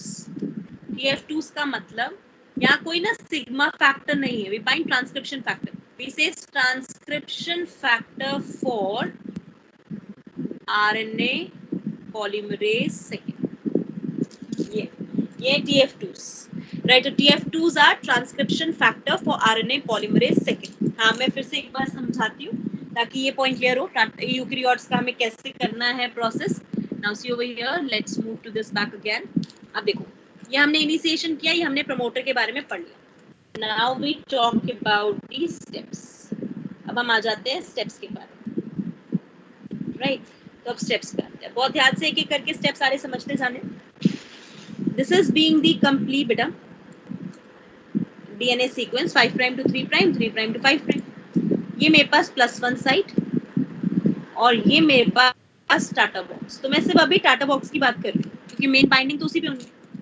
टाटा बॉक्स पे मैंने सबसे पहले बाइंडिंग कराई, first is the binding of TATA binding factors. नाम याद करने की जरूरत नहीं है, they are called TBF। TBF का हमने नाम दिया, or called transcription factor for RNA pol second। RNA pol 2 के लिए मैंने यहाँ पर इसमें लगा RNA pol second। राइट, तो इसको मैंने लिख दिया कैसे, ट्रांसक्रिप्शन फैक्टर के लिए TF और 2 का सिंबल TF2, इसको नाम दे, ठीक है। अब जब आपने बाइंडिंग करा दी, तो बाइंडिंग होने के बाद रिक्रूटमेंट हो गई, किसकी रिक्रूटमेंट हो गई, RNA pol 2। जैसे RNA पॉलीमरेज सिग्मा फैक्टर को ढूंढते हुआ आ रहा था ना, RNA pol 2 TF2 को ढूंढता हुआ आता है। तो जब TF2 की असेंबली लगी होगी ना, तो RNA फैक्टर आपका यहाँ पर RNA pol 2 बाइंड हो जाएगा बड़े आराम से। तो अब मैंने क्या कहा, देखो यहाँ पर ये मेरे पास पूरा structure 5 prime to 3 prime, 3 prime to 5 prime, ये INR साइट, ये इसका पूरा टाटा बॉक्स, ठीक है। इस टाटा बॉक्स पे आपने कंप्लीट असेंबली यहाँ लगा रखी है, the whole assembly is there, 6 होते हैं टोटल ये TBFs, राइट। इन TBFs को देख के बाइंडिंग किसकी हो गई, अब RNA pol। अब RNA pol 2 आ तो गए, लेकिन RNA pol 2 को ना एक्टिवेट करना पड़ता है। यहाँ एक स्टेप थोड़ा सा एडिशनल है, that is the third step is activation of RNA pol 2। हमें RNA pol 2 को एक्टिवेट करना पड़ता है, क्योंकि अब यूकैरियोट के अंदर ना, एक चीज मैंने आपको सेल साइकिल सेल डिवीजन में भी बताई थी कि किसी भी चीज को एक्टिवेट करना, उसको फॉस्फोराइलेट कर दो, राइट। तो हमें यहाँ यूकैरियोट में ना एक्टिवेशन जरूर करना पड़ता है। तो एक्टिवेशन ऑफ RNA pol 2 का मतलब we will do phosphorylation of CTD tail of RNA pol 2। CTD tail क्या हो जाएगी, कार्बोक्सी टर्मिनल डोमेन, राइट। हर प्रोटीन के 2 टर्मिनल होते हैं, एक अमीनो टर्मिनल, एक कार्बोक्सी टर्मिनल। यहाँ कौन आ गया, कार्बोक्सी टर्मिनल, और ये कराया किसने, बाय TBF ने इसको करा दिया। जब TBF ने एक्टिवेट कर दिया, एक्टिवेशन के बाद TBF क्लियरेंस, और we can say promoter clearance, promoter का क्लियरेंस हो गया। अब जब प्रमोटर का क्लियरेंस हो गया, तो मेरे पास देखो एक्टिवेशन के बाद इतना साइट ओपन हो गया इसका, यहाँ पर इतना साइट, ये +1 साइट था, ये 3 प्राइम 5 प्राइम 5 प्राइम 3 प्राइम। अब यहाँ कौन बाइंड करेगा, सिर्फ और सिर्फ HNRNA, and this is RNA pol 2. This is the direction of transcription, right? तो प्रोसेस बिल्कुल सेम जा रहा है बेटा, बस स्टेप बाय स्टेप उसको क्लियर करना है।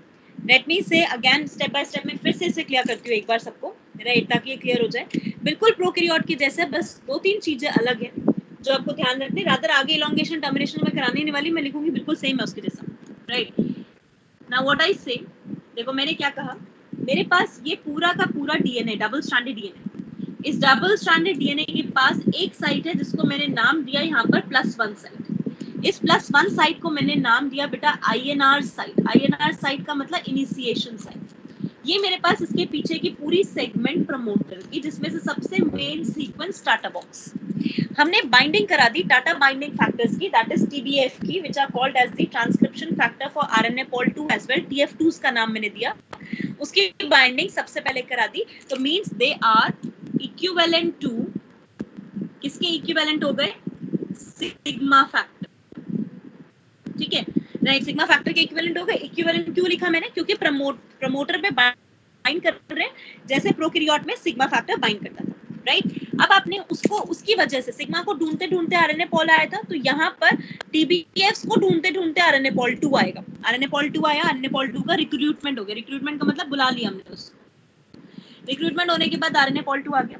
RNA pol 2 की एक टेल है, देखो मैं यहाँ पर टेल भी बना दूं ना अगर इसकी, तो ये है tail, CTD domain, that is carboxy terminal domain.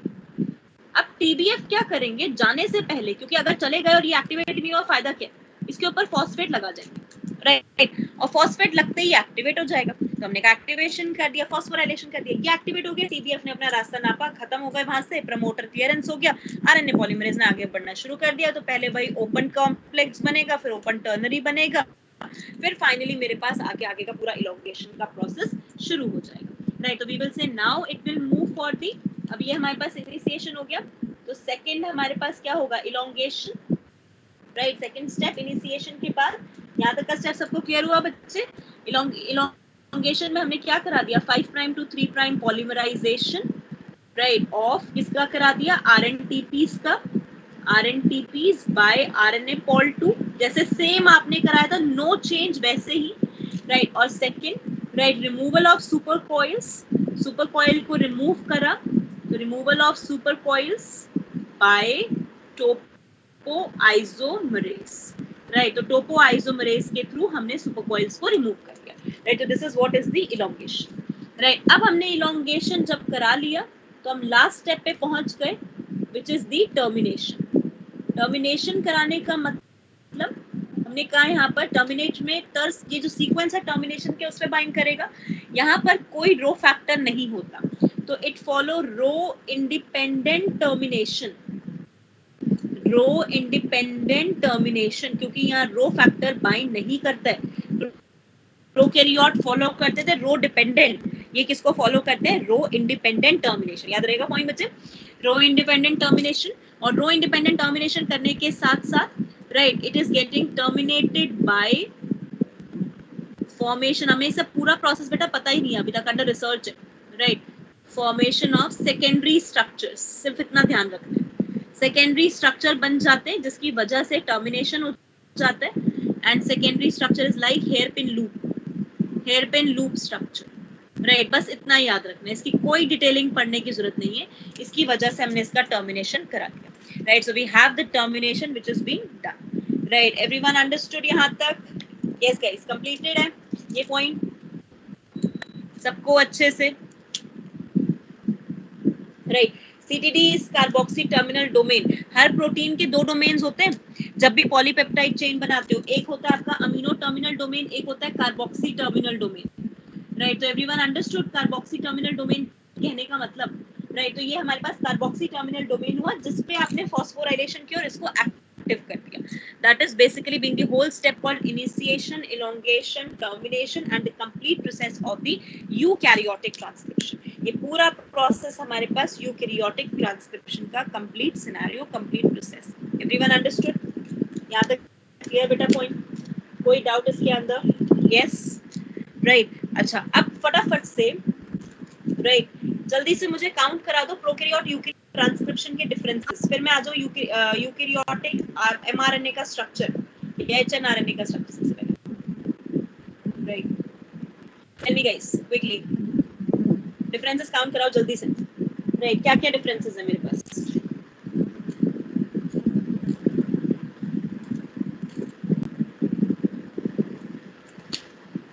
Okay, Prome one type of RNA polymerase, so as RNA polymerase, only one type of RNA polymerase। पहला पॉइंट तो बिल्कुल ठीक है, लॉक कर दिया हमने। प्रोकैरियोट के अंदर one type of RNA polymerase, eukaryote के अंदर 3 type of RNA polymerase। Done, first point done guys।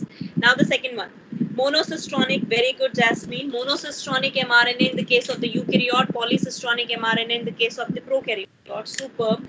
Next Starjo, very good Dhananjay and Jasmine, second point lock। Third point, single factor versus TBA factors, बिल्कुल ठीक है। Second point, third point पे आ जाओ, that promoter in the case of the prokaryote is bounded by the sigma factor, right. तो can I say sigma dependent initiation, right, while in the eukaryote it is TBF dependent initiation, क्योंकि TBF पे depend करते हैं, right. Very good Sanya, right। In the case of the prokaryote, activation of RNA polymerase is not required. In the case of the eukaryote, we need the activation by phosphorylation of CTD, that is carboxy terminal domain। Next, any other point? और भी बहुत सारे point हैं। Very good, rho factor, very good guys। Rho factor absent in the case of the eukaryote, rho factor present in the case of the prokaryote। बिल्कुल, introns, exons, superb Zoya, introns are going to be absent in the prokaryote except archaebacteria, बस इतना याद रखना, except archaebacteria, right। लेकिन हमारे पास introns are going to be present in the case of the eukaryotes। एक point और सोचो जरा, लोकेशन के पॉइंट पे मिस कर गए, लोकेशन का पॉइंट मिस कर गए सबके सब। प्रोकैरियोट में क्या लोकेशन है हमारे पास? तो prokaryotes are going to have the, right, cytosolic. Prokaryote में साइटोसोल में हो रहा है ना सब कुछ, वेरी गुड। और यूकैरियोट्स में कैसा हो रहा है हमारे पास? In the case of the, बिल्कुल ठीक, यूकैरियोट्स के अंदर we are going to have the process, right, found which is there in the organelle as well as nucleus में भी और organelle में भी, ठीक है। अच्छा, एक point और, right, एक ध्यान है, हम कहते हैं transcription translation coupled together in the prokaryote, are they going to coupled in the eukaryotes में couple कर सकते हो? No, ठीक है।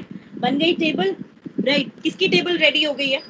नोट्स में रेडी हो गई है टेबल, जैसे जैसे मैंने पॉइंट्स कहे, राइट। जिसकी भी टेबल रेडी है, post the pic on the Telegram, right, let me C.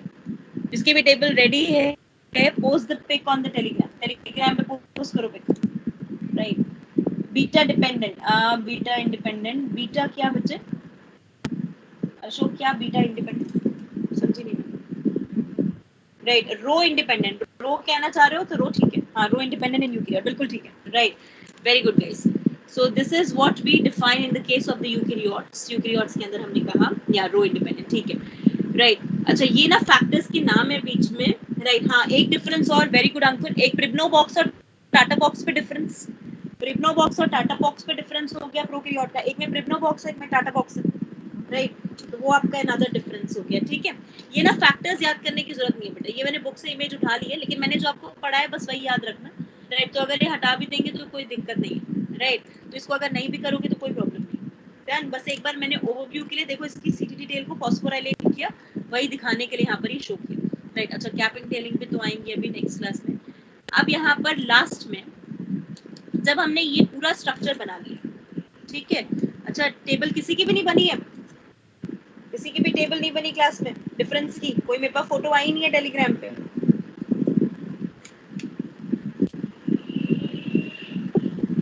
Okay, right. तो टेबल एक कोई जना पूरी टेबल बनाओ और पोस्ट करो टेलीग्राम पे, ताकि rest of the people can verify कि सारे पॉइंट, और पहले मैं वेरीफाई करूं सारे पॉइंट्स लिखे हैं नहीं लिखे हैं टेबल में।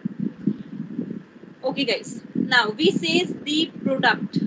अब जो हमारे पास प्रोडक्ट बना, right, product is not mRNA, product is hnRNA। What is this hnRNA? hnRNA है क्या? ठीक है, hnRNA means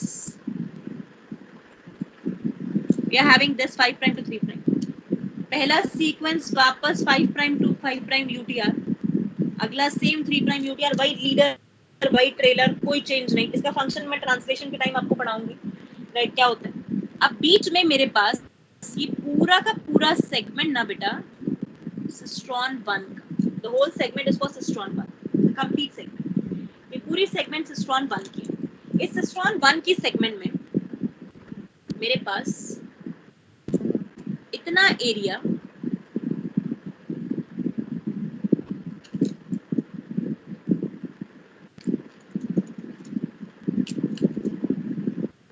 axon 1, exon 2, exon 3, and ये दोनों एरियाज मेरे पास इंट्रॉन, ठीक है, राइट। ये दोनों एरिया मेरे पास इंट्रॉन, बिल्कुल ठीक है Dhananjay, very good.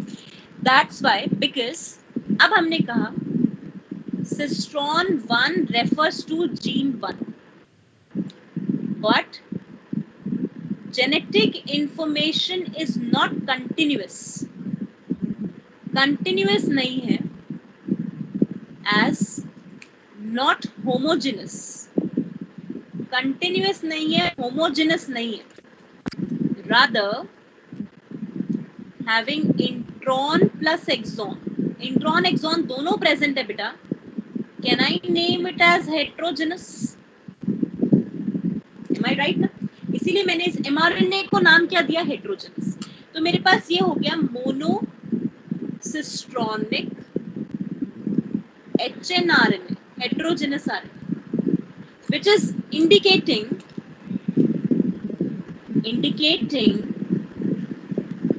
split gene arrangement। आज समझ आया स्प्लिट जीन अरेंजमेंट का मीनिंग सबको? लास्ट टाइम क्लियर नहीं हुआ था ना? Split gene arrangement का मतलब that gene is not having the homogeneous information, not having a continuous stretch of the information. Rather, information is split up into the two. One part is called as an exon, another part is called as an intron. इसीलिए आपने उसे split कर रखा है. That's why you say this thing. It follows the split gene arrangement. अब इस split gene arrangement की वजह से, do you need to go for the translation now directly, or you need the post transcription modification? क्या आपको post transcription modification चाहिए या directly आप स्विच ऑन कर जाना चाहते हो ट्रांसलेशन पे? क्योंकि ट्रांसलेशन क्यों नहीं हो सकता? We says introns are non translatable segments.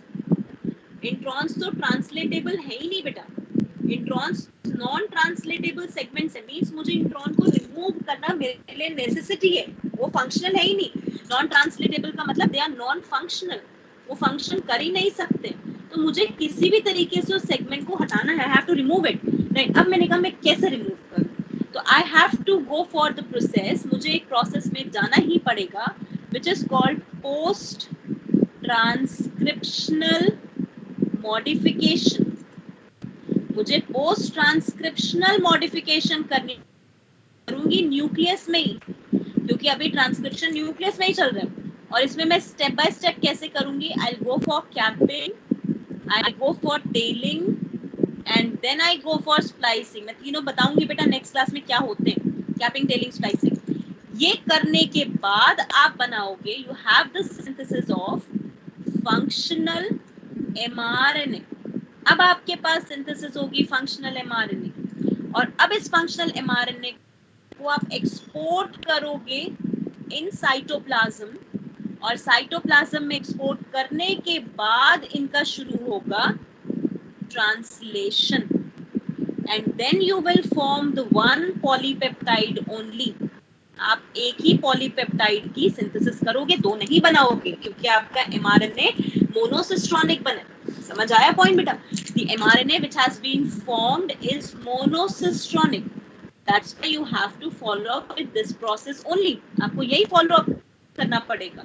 तो मैंने क्या कहा अब इसमें ओवरव्यू, मैंने कहा कि मेरे पास पहले जो बना वो स्प्लिट जीन अरेंजमेंट होने की वजह से HNRNA बना है, मुझे उस HNRNA को किसी भी तरीके से उसको mRNA में चेंज करना है।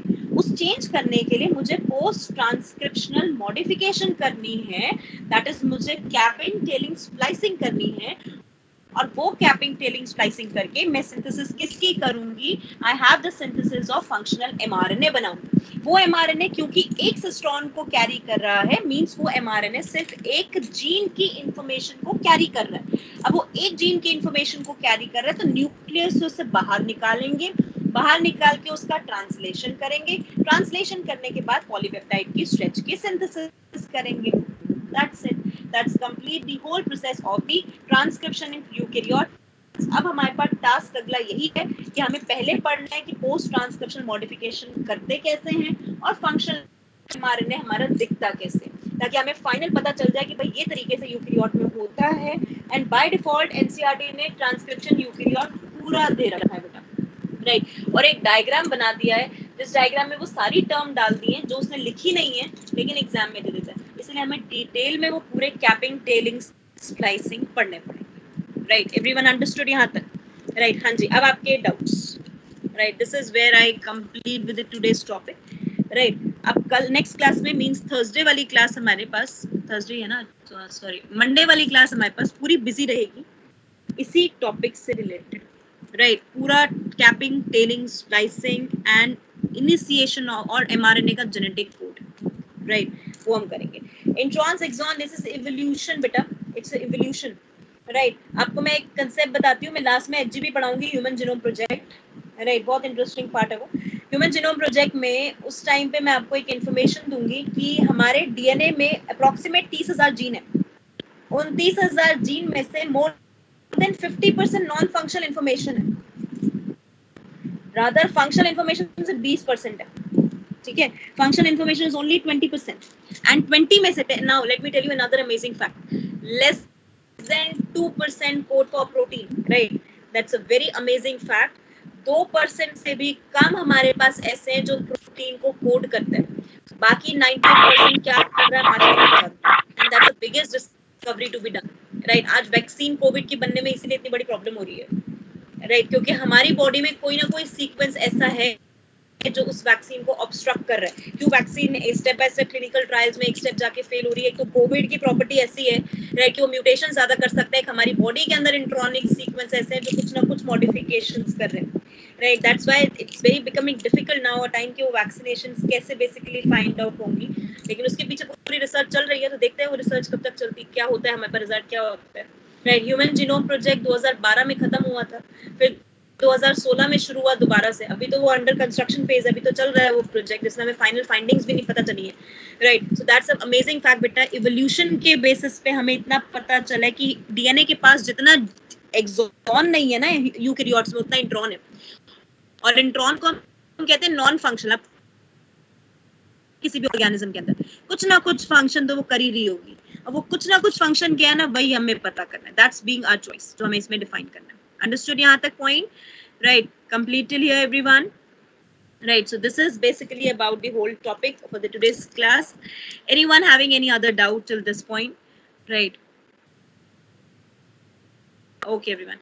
So in between बेटा मैं कैमरा इसलिए ऑफ रखती हूँ, राइट, बिकॉज अगर कैमरा ऑन रखूंगी तो वो लैग जाएगा मेरा लिखने में, राइट, तो अब वही हो रहा था सुबह भी क्रैश में, इसलिए मैंने कैमरा ऑफ रख दिया क्लासेस के अंदर, राइट, तो कैमरा ऑफ ही रखूंगी मैं एंटायर क्लास के टाइम पे, बस शुरू और लास्ट में हम कैमरा ऑन करेंगे जब हम डिस्कशन करेंगे कुछ। Fine, okay everyone, right, okay guys, so revise the topic till here, यहाँ तक का सबको अच्छे से रिवाइज हो जाए, सब अच्छे से पढ़ लें टॉपिक, राइट, और उसी के साथ साथ अब क्योंकि मैंने आपको लास्ट टाइम बताया था बेटा क्रैश की वजह से मैं आपके डाउट्स अभी टेलीग्राम पे नहीं देख पा रही हूँ, राइट, बिकॉज मेरी back to back 11 to 7 class होती है, राइट, सो दैट्स वाई मेरे पास ब्रेक भी से 15 मिनट का ही होता है, वो भी 2:45 से 3 का, राइट, तो इसी वजह से आपके जो डाउट्स हैं वो मोस्ट प्रोबेबली मैं संडे या वेंसडे को देखूंगी, राइट, टेलीग्राम पे, तो इसी वजह से थोड़ा डाउट में डिले जाएगा, तो बेटर कि आप पूरा वीक पढ़ो, संडे और वेंसडे के दिन अपने डाउट्स जो भी हैं वो पोस्ट कर दो कॉमन ग्रुप पे ही जो हमारा है MR6 का, उसमें मैं आपके सारे डाउट रिजॉल्व कर दूंगी संडे एंड वेंसडे के दिन, ठीक है बच्चे, right, okay guys, so we'll meet you in the coming class. हाँ जी, मैं slide अभी भेज दूंगी अंकुर, right, yes Rana, I'll send up it there, right, so we'll meet you in the coming class guys, bye bye, take care, enjoy, right, study very well, right, and we'll meet you there, okay guys, bye bye.